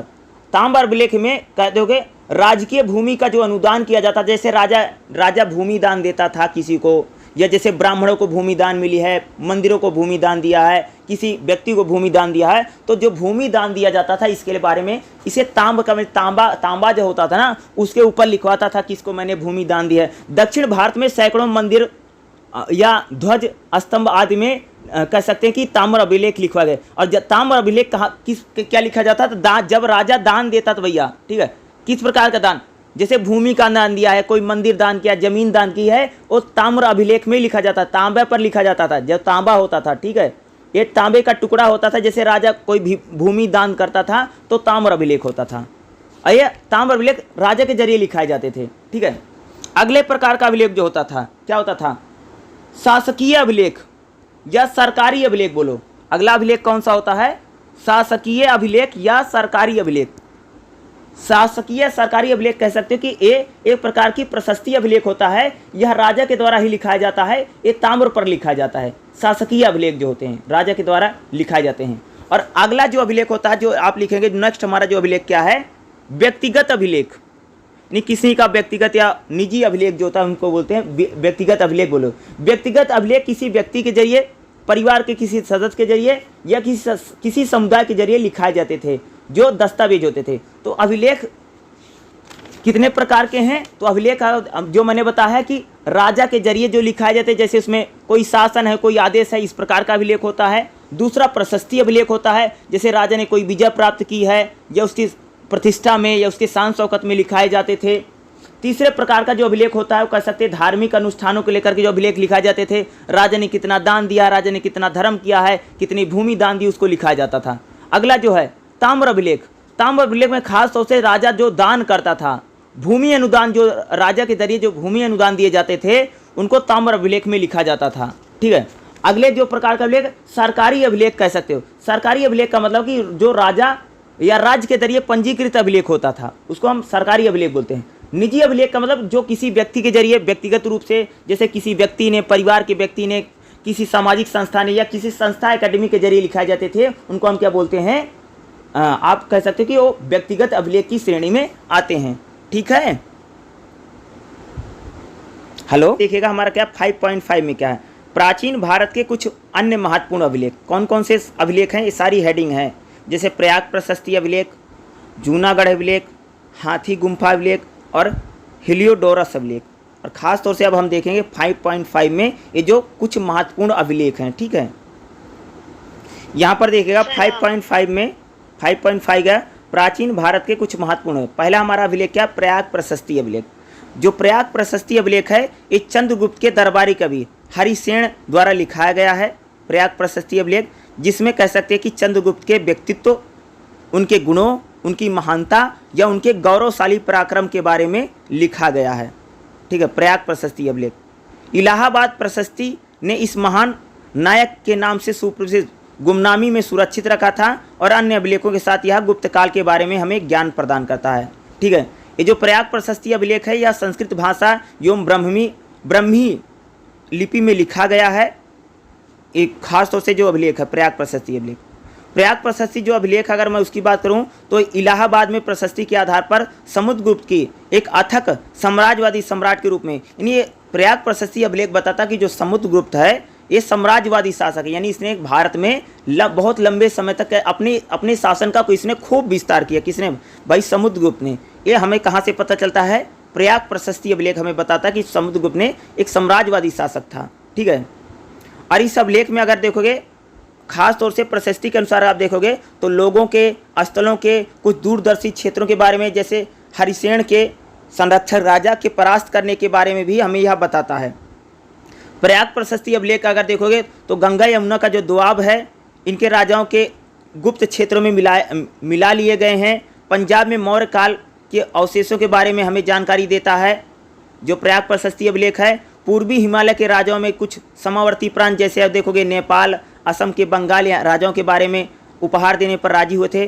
प्रयाग प्रशस्ति जो अभिलेख है आप देखोगे मध्य भारत में जो विंध्याचल पर्वत है वहाँ के बारे में जो दक्कन है या राजाओं ने बलपूर्वक उनको सेवक बना लिया था। दूसरा ये जो प्रयाग प्रशस्ति अभिलेख आगे देखो, कौशल के महेंद्र वर्मन, या कह सकते हैं कि कारवेल के मंतराज, महाकांत के यानी राजाओं के बारे में ये जो पूरी लिस्ट दे रखी है। कांची के देखो विष्णुगुप्त हैं, जो भी आपको याद हो सकते हैं। सभी राजाओं के बारे में जो जानकारी होती है हमें कहाँ से मिलती है? प्रयाग प्रशस्ति अभिलेख से।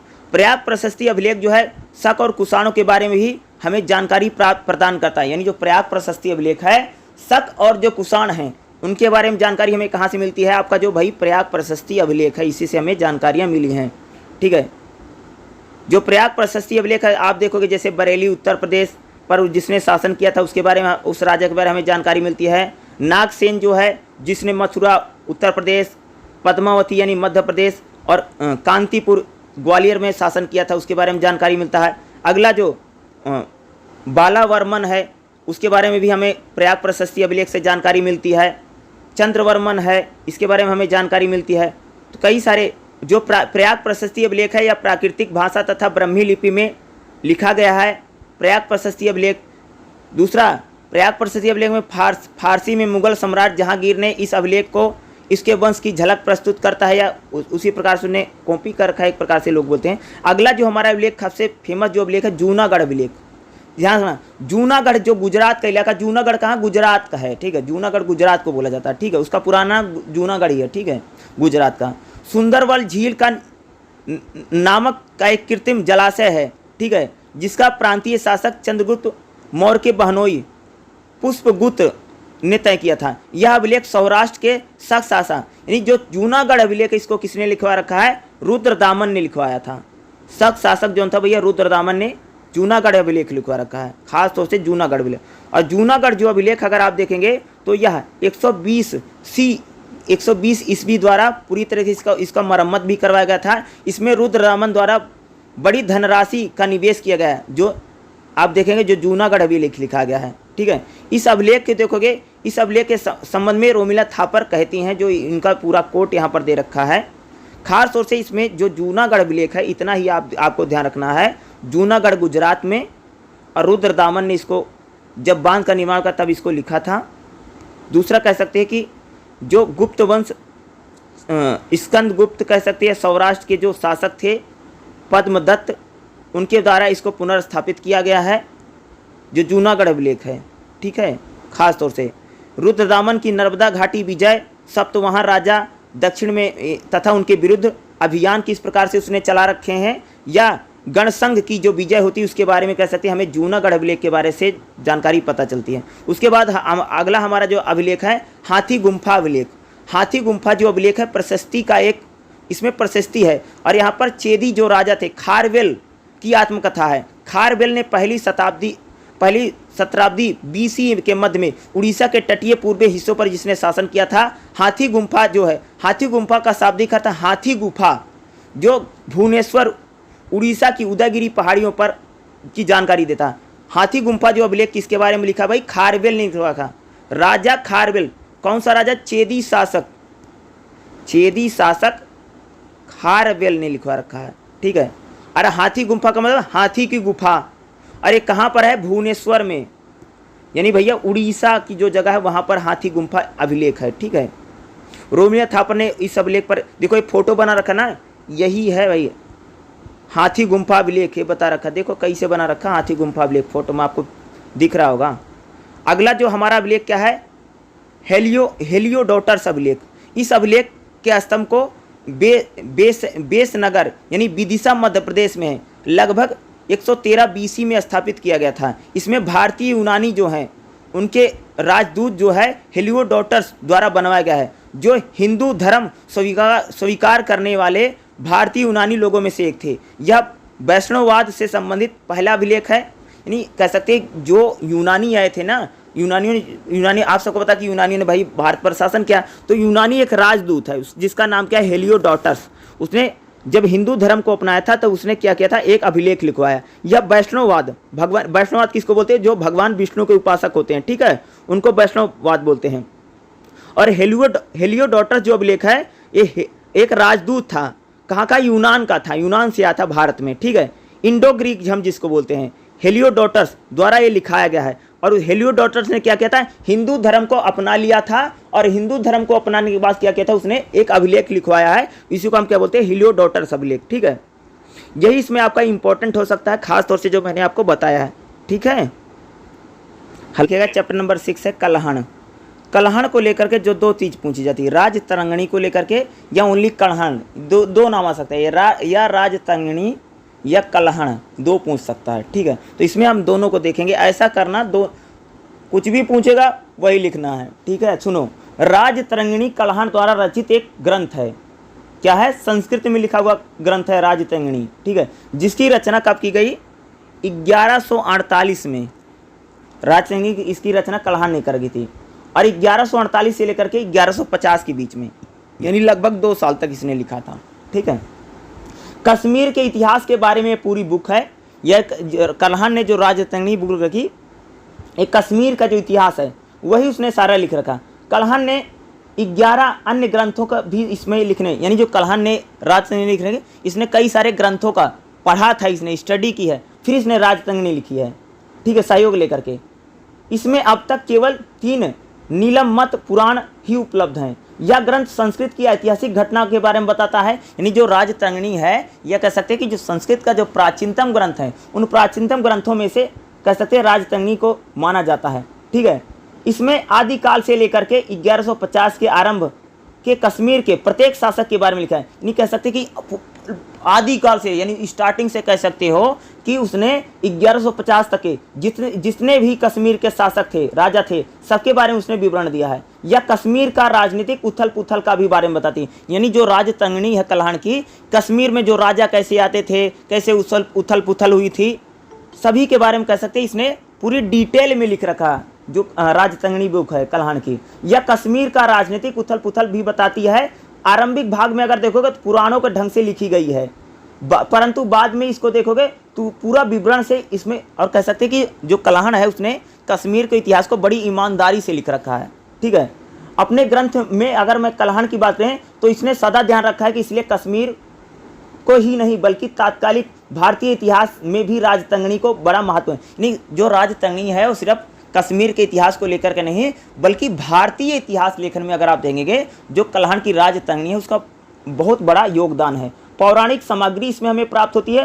राज तरंगिणी जो है, उदाहरण अधिकतर इतिहासकारों ने इस्तेमाल किए हैं। इस ग्रंथ से कश्मीर के इतिहास के बारे में जानकारी मिली है। जो यानी जो कलहण की राज तरंगिणी है, किसकी जानकारी मिलती है, कश्मीर का जो इतिहास है उसने लिख रखा है।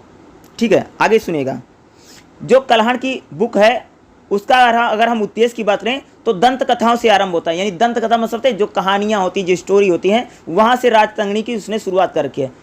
ठीक है, अपने समय तक कश्मीर का एक विस्तृत उसने इतिहास लिखा है। यहाँ समकालीन जो जानकारियाँ उसको मिली हैं, उस समकालीन जानकारियों को यहाँ पर कह सकते हैं उसने ऐड कर रखा है। इस ग्रंथ में कलहण ने उच्च से लेकर के निम्न जाति, वर्ग, रहन सहन, खान पान, वेशभूषा, आचार व्यवहार, सभी प्रकार की चीज़ों को लिखा। यानी जो कलहण है उसने जो बुक लिख रही राज तरंगिणी, वहाँ के जो निम्न जाति के लोग थे, उच्च जाति के लोग थे, कश्मीर का रहन सहन कैसा है, खान पान कैसा है, वेशभूषा कैसा है, लोग का आचार व्यवहार कैसा है, वहाँ की परंपराएं कैसे हैं, वहाँ के रीति रिवाज कैसे हैं, या स्त्री पुरुष के लोग जो संबंध है वो किस प्रकार से हैं। कहने का तात्पर्य है कि आंखों देखी या कानों सुनी कोई ऐसी चीज़ नहीं है जिसका वर्णन कलहण ने नहीं किया। नहीं कह सकते कलहण को जो भी मिला है भैया कलहण ने सब लिख दिया है। उसने जो आंखों देखी थी, कानों सुनी थी, सारी बातें उसने लिख रखी है कश्मीर के बारे में पूरे डिटेल में।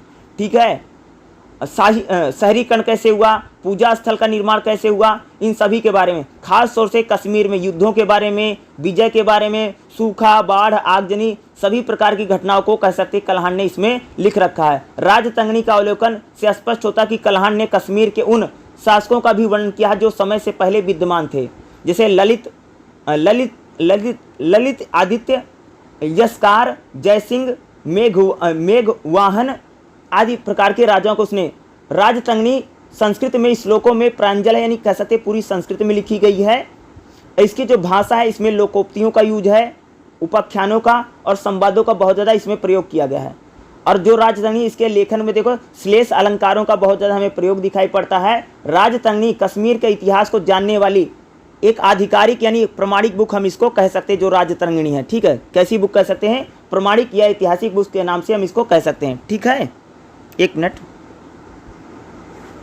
हमारा चैप्टर है, देखिएगा क्या है, चैप्टर नंबर 7, संगम साहित्य परंपरा। सबसे पहले हम लोग देखते हैं संगम साहित्य। ठीक है, देखिएगा, ऐतिहासिक युग के प्रारंभिक में दक्षिण भारत के क्रमबद्ध इतिहास को हम संगम साहित्य के नाम से जानते हैं। पहले मैं एक चीज़ बता दूं, संगम साहित्य का मतलब क्या है। आप सबको पता कि जो दक्षिण भारत है, जैसे मैंने इंडिया का मैप बना दिया है, तो यहाँ पर जैसे तमिलनाडु है और यहाँ पर केरल है। तो तमिलनाडु और केरल के इलाके में ना, यहाँ पर 3 राजवंश हैं। एक पहला राजवंश है चेल, चोल और पांड्य। क्या यहाँ पर 3 राजवंश हैं, और इन्हीं तीनों राजवंश जो थे, इन्हीं को बोला संगम बोला जाता है, क्योंकि ये तीनों आपस में इनकी भाई मिलती जुलती थी। और ख़ास तौर से कह सकते हैं कि भारत में तमिलनाडु और केरल के इलाकों में प्राचीन काल में कह सकते हैं 3 राजवंश थे, चोल, चेर और पांड्य। और इन्हीं तीनों राजवंशों को मिलाकर के हम क्या बोलते हैं? संगम वंश बोलते हैं या संगम साहित्य बोलते हैं। यहाँ पर तमिल जो भाषा है, तमिलाहम इसको बोला जाता है। एक वर्ड और भी कई बार मिल जाता है, जैसे कई लोग इतिहासकार इसको तमिलाहम बोलते हैं, यानी तमिल भाषा में लिखा गया। और यहाँ पर साहित्यिक रचनाएं बहुत होती थी, यानी लिटरेचर बहुत हमें देखने को मिलता है, क्योंकि यहाँ पर संगम होता। संगम मतलब एक प्रकार से यहाँ के जो कवि होते थे, जो साहित्यकार होते थे, इनमें बड़ी बड़ी एक प्रकार से गोष्ठियाँ होती थी।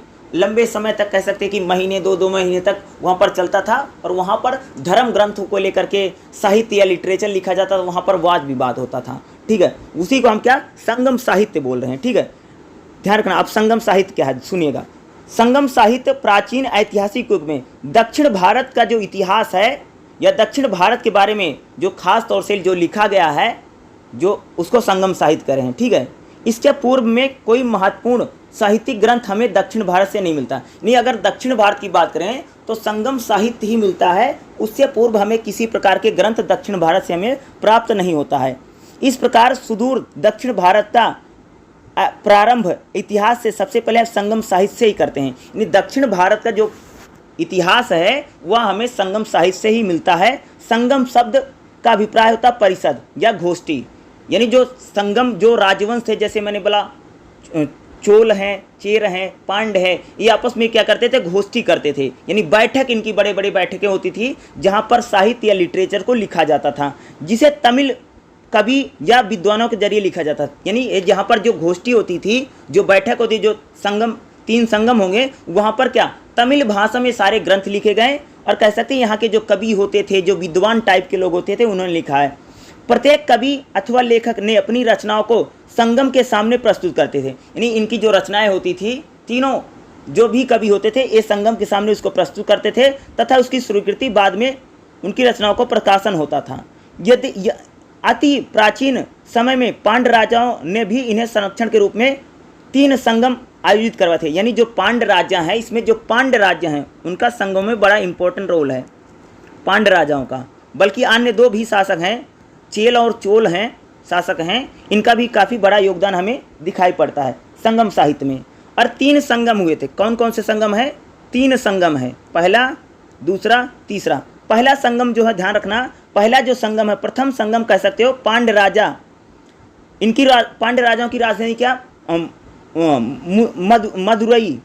मदुरई जो है, या मदुरा लिखा आयोजित किया गया था, जिसके अंतर्गत कह सकते, यानी जो पहला संगम साहित्य हुआ था, उसके जो अध्यक्ष कौन थे?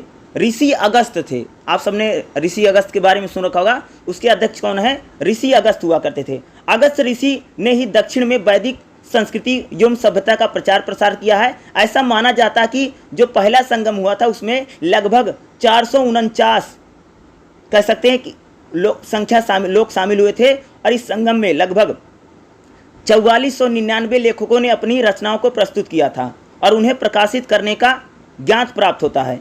यह संगम लगभग 89 पांड राजाओं ने यानी कह सकते इस संगम को, यानी 89 जो पांड राजा थे उनके संरक्षण में हुआ था, जो 4100 वर्षों तक चला था। यानी कह सकते बहुत बड़ा संगम था, जो लगभग 4100 वर्षों तक चला था।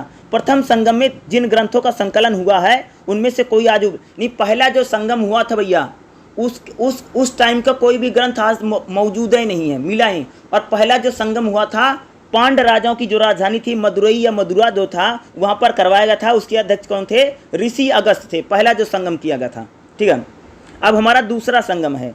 दूसरा संगम जो है कपटपुरम में आयोजित किया गया था। इस संगम की अध्यक्षता भी ऋषि अगस्त ने ही की थी। इस संगम में लगभग अगर आप देखेंगे तो 3700 रचनाएं लिखी गई थी, जो दूसरा संगम होता था। इसके भी अध्यक्ष कौन है? ऋषि अगस्त ही थे, ठीक है। यह संगम की सबसे अत्यधिक लंबी अवधि तक चला था। इसको 59 पांड्य राजाओं ने इसको संरक्षण प्रदान किया था। इस संगम में संकलित जो भी साहित्य लिखे गए थे वो तमिल व्याकरण की बात करते थे। जो तमिलों में जो व्याकरण है, जो व्याकरण की यानी ग्रामर की बात यहाँ पर की जाती थी, इस संगम में तमिलों में व्याकरण की बात करके, ठीक है, हो रहा है। इसकी रचनाओं का श्रेय अगस्त ऋषि के शिष्यों को दिया जाता है। यानी अगस्त ऋषि भाई इनके अध्यक्ष हुआ करते थे। जो दूसरा संगम होता, जो तीसरा संगम है, इस संगम का आयोजन भी पांड्य राजाओं ने करवाया था और उन्हें अपनी राजधानी मदुरई में करवाया था। इसकी जो अध्यक्षता थी नक्कीरार, यहाँ पर अगस्त नहीं है, यहाँ पर दूसरे संत हैं, उसका क्या है, नक्कीरार ने की थी। इस संगम में अगर देखोगे तो संकलित कई कविताएं हैं। वर्तमान में इसकी संख्या 49 है।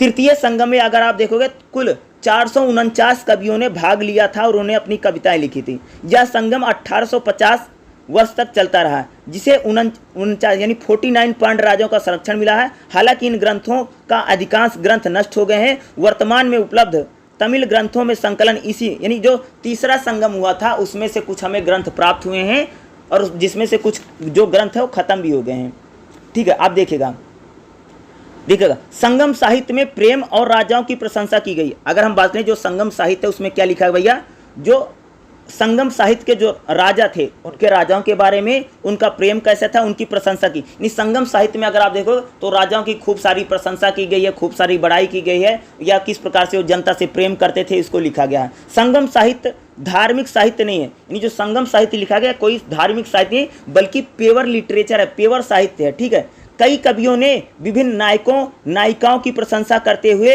इन कविताओं को की है। यानी कह सकते हैं जो संगम साहित्य लिखा गया इसमें कई सारे जो कवि होते थे, जो नायक होते थे, जो नायिका यानी हीरो हीरोइन जिसे कह सकते हैं, जो नायक नायिका कह रहे हैं, उनके बारे में इन्होंने काफ़ी लिख रखा है। इस प्रकार से यह धर्मनिरपेक्ष साहित्य है। यानी जो संगम साहित्य है धर्मनिरपेक्ष यानी रिलीजन की बात नहीं करता, धर्म की बात नहीं करता है, बल्कि लिटरेचर है खास तौर से अगर बोलेंगे। और आदिम गीत होने के बावजूद जब वह लिखे गए तो उसमें उच्च साहित्य था। यानी कह सकते हैं बड़ा प्राचीन समय का है, लेकिन इसमें जो लिटरेचर है वो काफ़ी उच्च क्वालिटी यानी अच्छी क्वालिटी का हमें और योग्य है, ठीक है।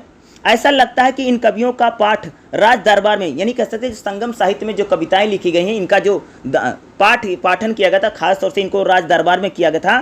कुछ कुछ चेर शासकों का उल्लेख मिलता है जिन्होंने पहली और दूसरी शताब्दी में शिलालेखों में दाताओं के भी रूप में किया है। उन्होंने कह सकते हैं कई बस्तियों का उल्लेख मिलता है, ठीक है। ये जो सारा संगम साहित्य है, ठीक है। इसके बाद भी संगम साहित्य में कुछ अन्य ग्रंथ लिखे गए हैं जो तमिल भाषा में और कन्नड़ भाषा में लिखे गए। कौन सी भाषा में लिखे गए थे? तमिल भाषा और कन्नड़ भाषा में। प्रारंभिक और मध्यकालीन शताब्दी में तमिल में गीत और महाकाव्य दोनों प्रकार की रचनाएं की जाती थी।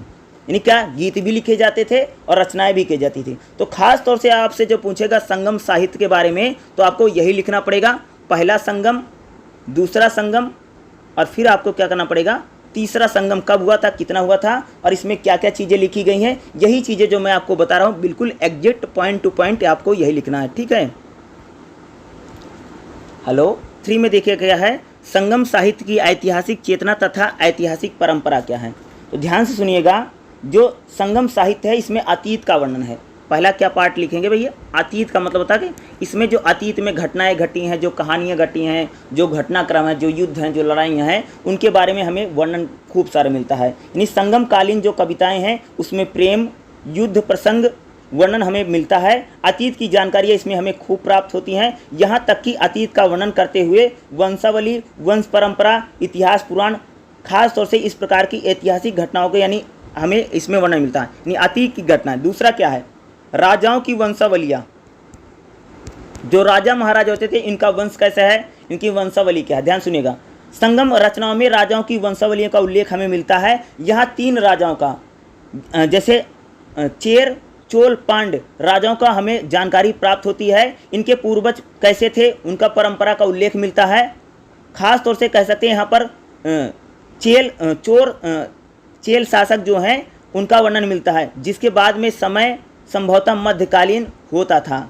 यहाँ पर अगर आप देखें 10 प्रकार 10 खंडों में कविताएं लिखी गई हैं, जिसमें कह सकते हैं चेर राजा का वर्णन मिलता है। प्रथम 3 खंडों में कह सकते हैं कि तेन और तोण अब उपलब्ध नहीं है। नहीं कह सकते कि जो संगम साहित्य लिखा जाता है इसमें क्या लिखा जाता, राजाओं की वंशावली, यानी राजा कौन थे, जैसे वंशावली मतलब समझते हो, जैसे दादा कौन थे, परदादा कौन थे, फिर राजा कौन है, उसका पुत्र कौन है, उसका बेटा कौन है, इस प्रकार की वंशावली लिखी जाती, वंश परंपरा पूरी लिखी जाती थी। पहला राजा कौन था, दूसरा राजा कौन था, तीसरा राजा कौन था, चौथा राजा कौन था, पांचवा राजा कौन था, यानी पूरी टेबल लिखी जाती थी। यानी इसमें क्या है, राजाओं की वंशावली कैसे है और कौन सा प्रतापी राजा था, किसने कौन कौन सी लड़ाइयाँ लड़ी हैं, कौन कौन से युद्ध लड़े हैं, उसका शासन कैसा था, उसका प्रशासन कैसा था, ये सारी चीजें कह सकते हैं उसमें राजाओं की वंशावलियां लिखी जाती थी। ठीक है, अगला क्या, तीसरा वंश परंपरा लिखी जाती थी। इनकी जो वंश है वो उसकी परंपरा क्या है, वंश परंपराओं को ध्यान सुनिएगा। वंश या किसी कुल या कबीले का संकेत करते हैं जो समाज पूर्वज से अपनी उत्पत्ति मानते हैं। समय के साथ विभिन्न सामाजिक राजनीतिक कारणों से वंश के कुछ सदस्य, वरिष्ठ सदस्य अतीत में लोकप्रिय रही। ऐतिहासिक परंपराओं में कह सकते हैं कि यह वैधता का दावा करते थे और स्वयं को वर्तमान में लोकप्रिय बना सकते थे। वंशावली के अलावा नायकों का वंश जैसे अकम, पुरम दोनों शैलियों में लिखा गया है। इससे चित्रित होता है कि अनेक चरित्र में मान्यता मिलती है। विभिन्न पदावली में जैसे कुलीन, गोत्र, कुटुंब, उत्तराधिकारी आदि का नहीं कह सकते कि वंश परंपरा का जिक्र करते थे कि मैं इस वंश का हूँ, मैं इस वंश का हूँ, अपने गोत्र का या अपने कुल का भी वर्णन करते थे। इससे जो राजा होते, जो शासक होते, बताते कि मैं फलाने राजवंश का हूँ, मैं फलाने वंश से आता हूँ, ताकि उनको प्रसिद्धि मिले और लोग उनके माने जाने, उनका मान सम्माने। इस संगम साहित्य में अगर आप देखोगे तो राजाओं की जो वंश होती थी, जो वंश परंपरा होती थी, यानी उनके कुल क्या है, उनका गोत्र क्या है, या कह सकते हैं इस प्रकार के या किस वंश से आते हैं, उसके बारे में भी इसमें कह सकते हैं लिखा गया था। उपयुक्त 3 राजाओं ने अपने महान वंश के बारे में भी इसमें चित्रित किया है। किसी व्यक्ति का वंश राजा के रूप में उसकी महानता को बताता है। यानी जब राजा अपने वंश के बारे में लिखता था तो वो बताता कि बहुत महान राजा है, बहुत प्रतापी राजा है। जब वो वंशावली, जैसे अगर बात करूँ, जैसे राजा भगवान राम है तो क्या वो बताते हैं ना कि मैं रघुवंश कुल से आता हूँ ना। अगर आपने रामायण सुना होगा तो बार बार जब रामायण में अपना राम इंट्रोडक्शन दे, भगवान राम इंट्रोडक्शन दे, तो क्या बोलते हैं, मैं रघुवंशी हूँ, रघुकुल रीत, यानी इस प्रकार के वो इंट्रोडक्शन देते हैं। तो कोई भी राजा होता है, कोई भी किंग होता है, तो खास तौर से अपनी वंश परंपरा को ज़्यादा लिखता है। यानी वंश के आधार पे वो बात करता है कि मैं इस वंश से हूँ, इस कुल से आता हूँ। जो इन्हीं वंश परंपरा का जिक्र हमें कह सकते हैं संगम साहित्य में देखने को मिलता है, वंश परंपरा।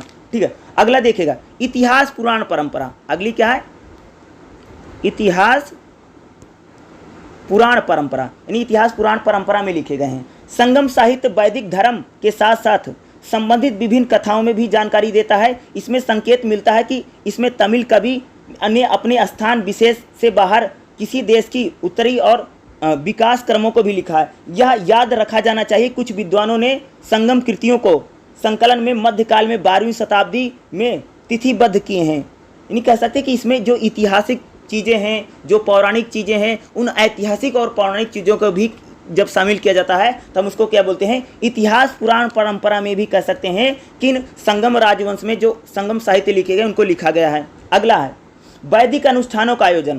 कह सकते हैं कि जो संगम साहित्य उसमें जो राजा बड़े बड़े यज्ञ करवाते थे, जो हवन करवाते थे, जो पूजा पाठ करवाते थे, संगम साहित्य में वो भी चीज़ें लिखी गई कि राजा कितना प्रतापी था, कौन कौन से, जैसे राजसूय यज्ञ है, अश्वमेध यज्ञ है, ठीक है, वाजपेयी यज्ञ है। इस प्रकार से जब राजा बनता था, तुम सबने सुना कि बड़े बड़े यज्ञ करवाते थे, हवन कर, अनुष्ठान का मतलब समझते हो, पूजा पाठ जो करवाता था। तो राजा ने कौन कौन से बड़े यज्ञ करवाए, हवन करवाए, पूजा पाठ करवाए, कितनी भूमि दान दी है, इस प्रकार का वर्णन भी कर सकते हैं। यानी जो वैदिक अनुष्ठान का आयोजन किया जाता था उसका वर्णन भी हमें संगम साहित्य से मिलता है।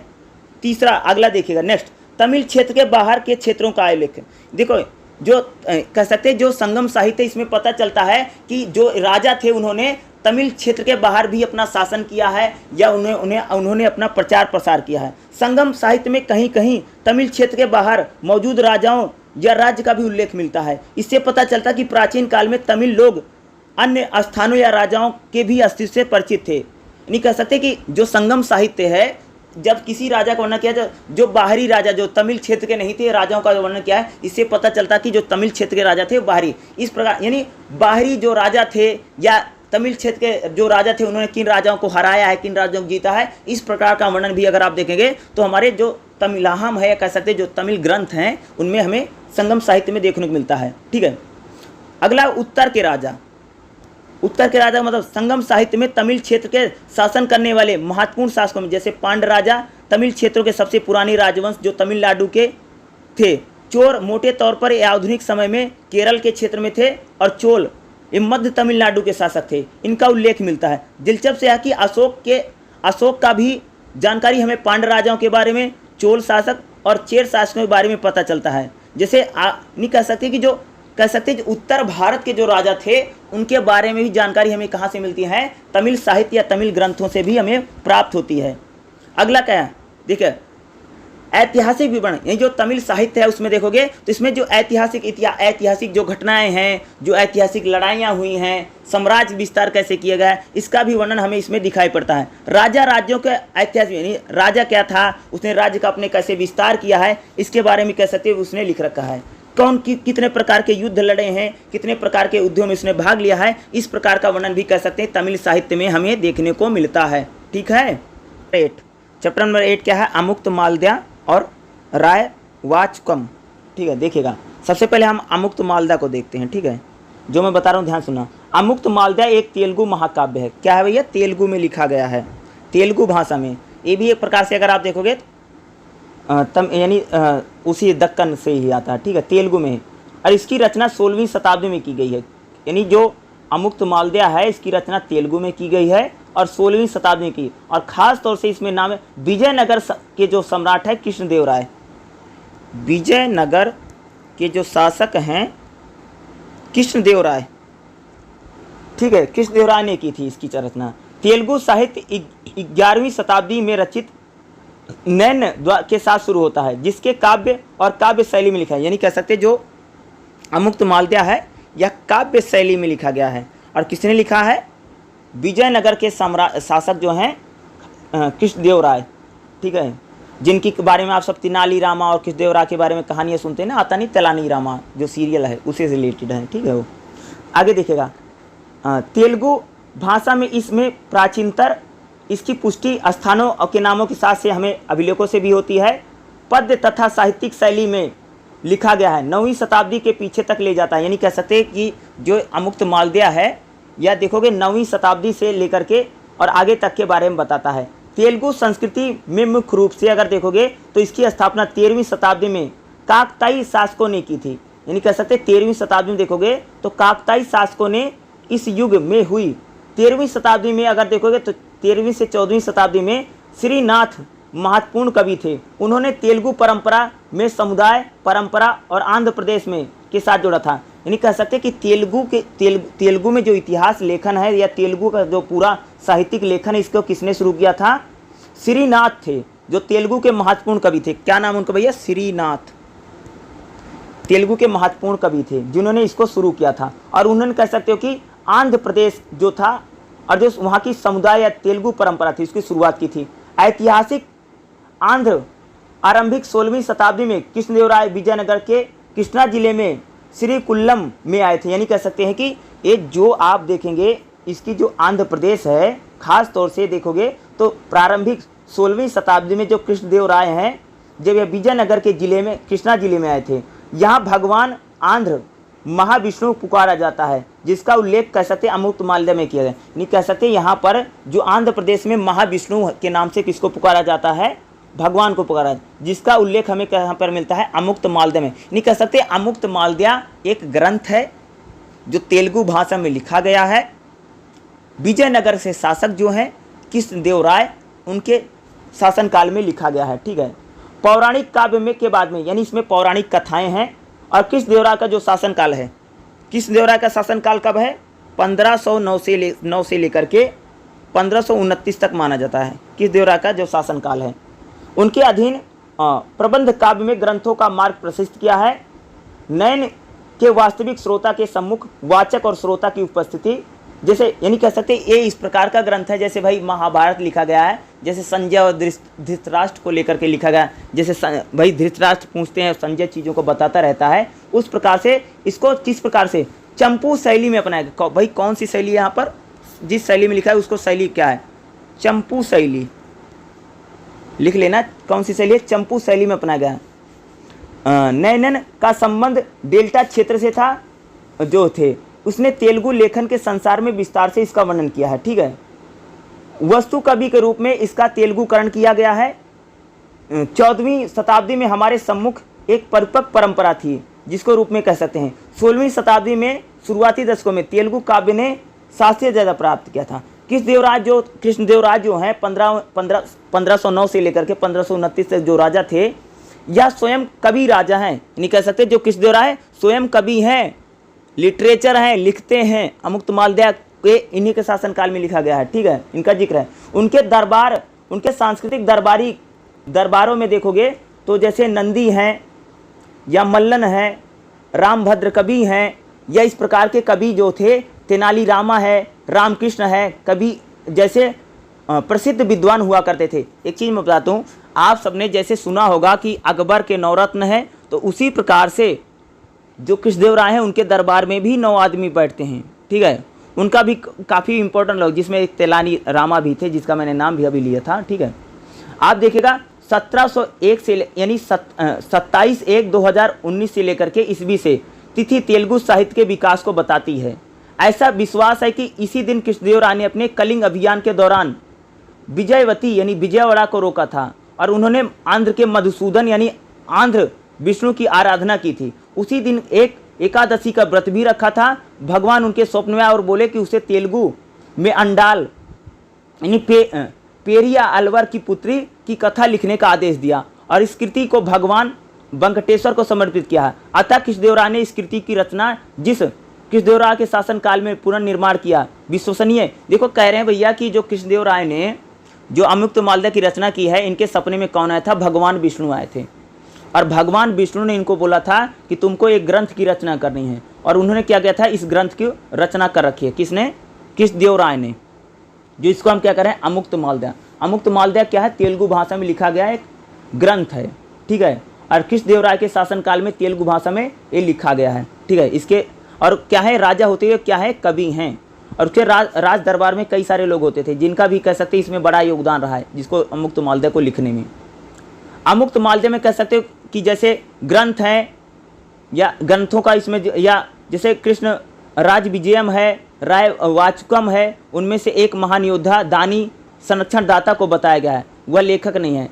तेनाली रामा कवि ने भी अपने पंडित धैर्यचरित का भी श्रेय इनको दिया है। तो कह सकते हैं इनकी मूल अवधारणा, रचना, सामग्री, शैली के माध्यम से कह सकते हैं इसको अभिव्यक्त किया है। खास तौर से अगर आप देखोगे जो अमुक्तमाल्यदा है, ये आंध्र भोज कृष्णदेवराय का तेलुगु भाषा के प्रति लगाव को बताता है। नहीं कह सकते जो कृष्णदेवराय हैं उनको तेलुगु भाषा से कितना प्रेम था, कितना प्यार था, उस प्रेम और प्यार को बताता है जिन्होंने कह सकते हो कि तमिल भाषा में तेलुगु भाषा में इसको अमुक्तमाल्यदा को लेखन किया है। अतएव कृष्णदेवराय को इसका लेखक स्वीकार किया जा सकता है। यानी कह रहे हैं कि जो अमुक्तमाल्यदा है इसको किसने लिख रखा है, कृष्णदेवराय ने लिख रखा है। जो विजयनगर का क्या भाई शासक है, विजयनगर के शासक कृष्णदेवराय ने कह सकते अमुक्तमाल्यदा ग्रंथ को लिख रखा है। खासतौर से तेलुगु भाषा में लिखा गया, जैसे मैंने आपको पहले बताया तेलुगु लैंग्वेज में लिखा गया है और इनको कह सकते कि पूरा जो ग्रंथ है कृष्णदेवराय ने लिख रखा है। इस प्रकार की बातें वहाँ पर कह सकते हैं की जाती हैं। ठीक था, अमुक्तमाल्यदा को लेकर के। ठीक है, अध्याय में अगर आप देखेंगे तो उन्होंने अमुक्तमाल्यदा का जो पहला पाठ है उन्होंने उदयगिरी पर जो विजय प्राप्त की थी, उदयगिरी पर जो विजय प्राप्त की उसका वर्णन किया है। अमुक्तमाल्यदा का जो दूसरा पाठ है कोंडा बिडू पर विजय प्राप्त की थी, एक स्थान है कोंडा बिजू, उस पर विजय प्राप्त की थी, दूसरा पाठ उस पर उन्होंने लिख रखा है। तीसरा जो पाठ है अमुक्तमाल्यदा का अगर आप देखेंगे कोंडापल्ली पर विजय प्राप्त की थी, जब कृष्णदेवराय ने कोंडापल्ली पर विजय प्राप्त की थी, तीसरा पाठ उस पर लिख रखा है। जो चौथा पाठ है इसमें समाचिलम में ईश्वर की आराधना की थी, और वहाँ पर एक स्तंभ की स्थापना की है, जिसमें इन्होंने चौथा पार्ट जो है लिख रखा है इसका। अगर हम 5वें पार्ट की बात करें तो कुंभनी एक जगह है, वहाँ पर दुर्गा का विध्वंस किया गया है, उसको इन्होंने लिख रखा है, दुर्गा ने किस प्रकार से कुंभनी अपना विध्वंस किया था। और जो यहाँ पर इसका छठा पार्ट है, नरमैन का युद्ध है, नरमन का युद्ध है, जिसका कहने जो नरमन का युद्ध हुआ था, इन्होंने 6 पार्ट लिख रखे हैं। 6 पार्टों में क्या क्या लिख रखा है? उदयगिरी की विजय, गोंडा बिडू की विजय, कोंडापल्ली की विजय, ईश्वर की आराधना या जो पूजा कर रखी थी उस पर स्तंभ लिखा है, उसको लिख रखा है। कुंभनी के दुर्ग का विध्वंस किस प्रकार किया था उसको कर रखा है। जो कुंभनी का जो दुर्ग था उसके किस प्रकार से किस दौरान उसका विध्वंस किया है।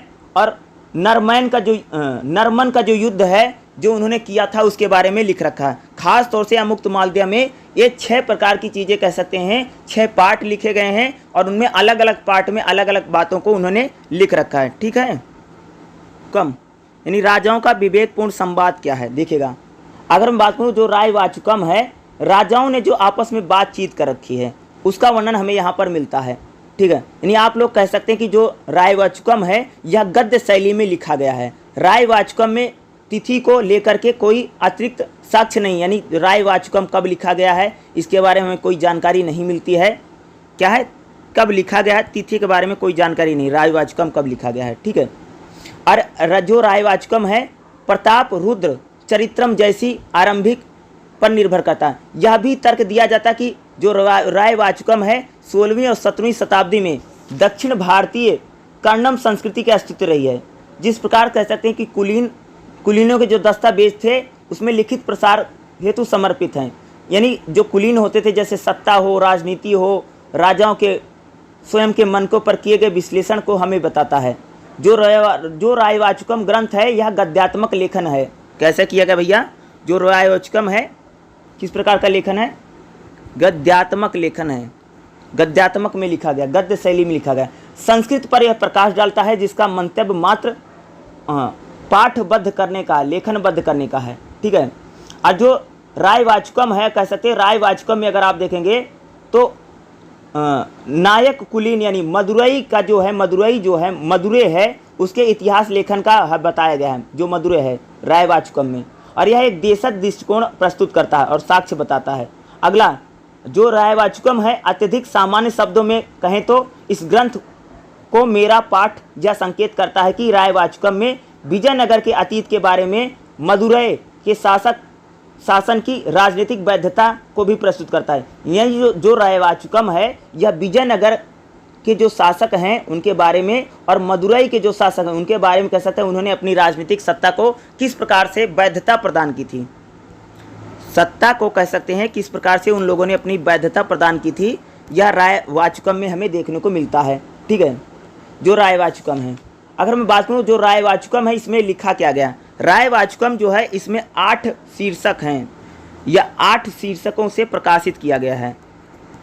रायवाचुकम 8 शीर्षकों से। पहले शीर्षक में क्या है? यह स्थानपति द्वारा प्रस्तुत विवेकपूर्ण संवाद है। यानी रायवाचुकम बताता है कि इसमें जो राजा हैं, जो महाराजा होते थे, जो आपस में बातचीत करते थे, जो आपस में एक दूसरे से वाद विवाद होता था, बातचीत होती थी, उसका विवेकपूर्ण संवाद है रायवाचुकम में। दूसरा, विजयनगर की स्थापना के बारे में लिखा गया रायवाचुकम में।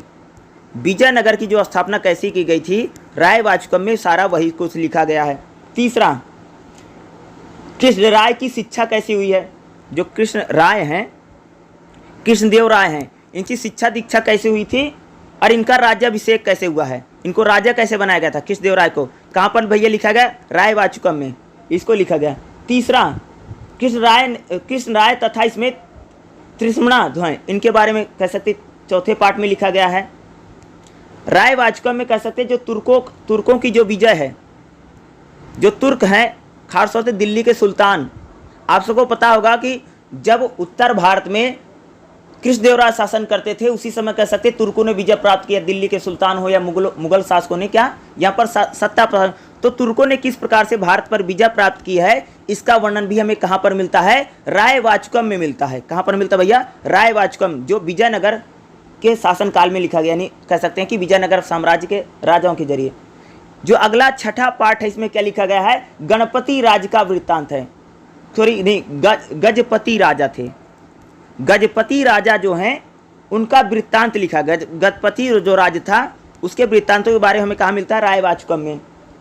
ठीक है, तुर्कों के साथ जो युद्ध हुआ है 7वें चैप्टर में देखेंगे तो तुर्कों के साथ जिस प्रकार से युद्ध होता है, जो लड़ाई होती है, उसके बारे में जो वर्णन हमें कहाँ मिलता है? राय वाचुकम में मिलता है। जो तुर्क हैं, तुर्क कौन है? दिल्ली के सुल्तान, उनको हम तुर्क मुसलमान बोलते हैं क्योंकि सारे क्या थे? तुर्क मुसलमान थे, या तुर्की शासक भी उनको हम बोलते हैं। तो तुर्कों के साथ जो युद्ध हुआ, जो लड़ाई हुई है, तुर्कों ने किस प्रकार से विजय प्राप्त की है, इसका वर्णन हमें कहाँ पर मिलता है? राय वाचुकम में। कहाँ पर मिलता है भाई? राय वाचुकम में हमें इसका वर्णन हमें प्राप्त होता है। ठीक है, अगला अगर आप देखेंगे तो 8वें में क्या लिखा गया है? गजपतियों के विरुद्ध अभियान जो चलाया था।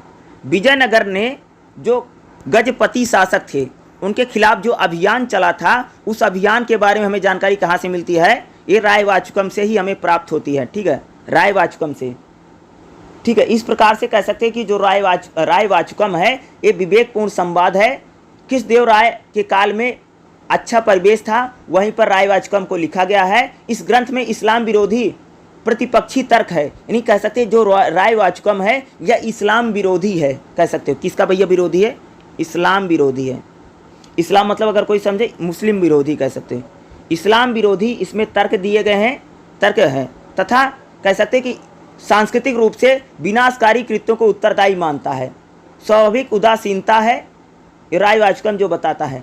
ठीक है, यहाँ पर बताया गया सांस्कृतिक व्यवहार है कि जिसकी आलोचना का शिकार बन गया है कि इस्लाम ने औपचारिक विश्वासों तथा रीतियों को तुर्कों को परिभाषित करने के लिए लेखक ने 3 तरह की युक्तियों को प्रयोग किया है।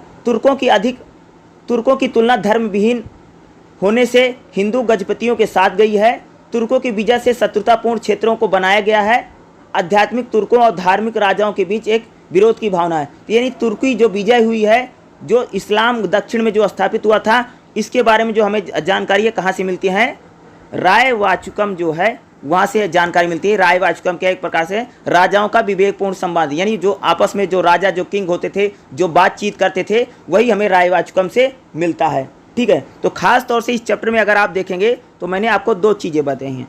अमुक्त मालद्या के बारे में मैंने आपको बताया और राय वाचुकम के बारे में, और मैंने इसमें अगर आप देखें सारे पॉइंट बताए हैं, सारी हेडिंग्स बताई हैं। वही पॉइंट आपको ध्यान में रखने हैं, वही जो हेडिंग मैंने बताई है उसी को आपको करना है। तो ये आपकी जो सेकंड क्लास है, इसमें अगर आप देखोगे तो हमने 3रा चैप्टर, 4था चैप्टर, 5वां चैप्टर, 6ठा चैप्टर, 7वां चैप्टर और 8वां चैप्टर को मैंने बताया है। ये दूसरी क्लास है, और बाकी जितने बचे हुए चैप्टर हैं आपको मैं सुबह ज़रूर पढ़ा दूंगा। ठीक है।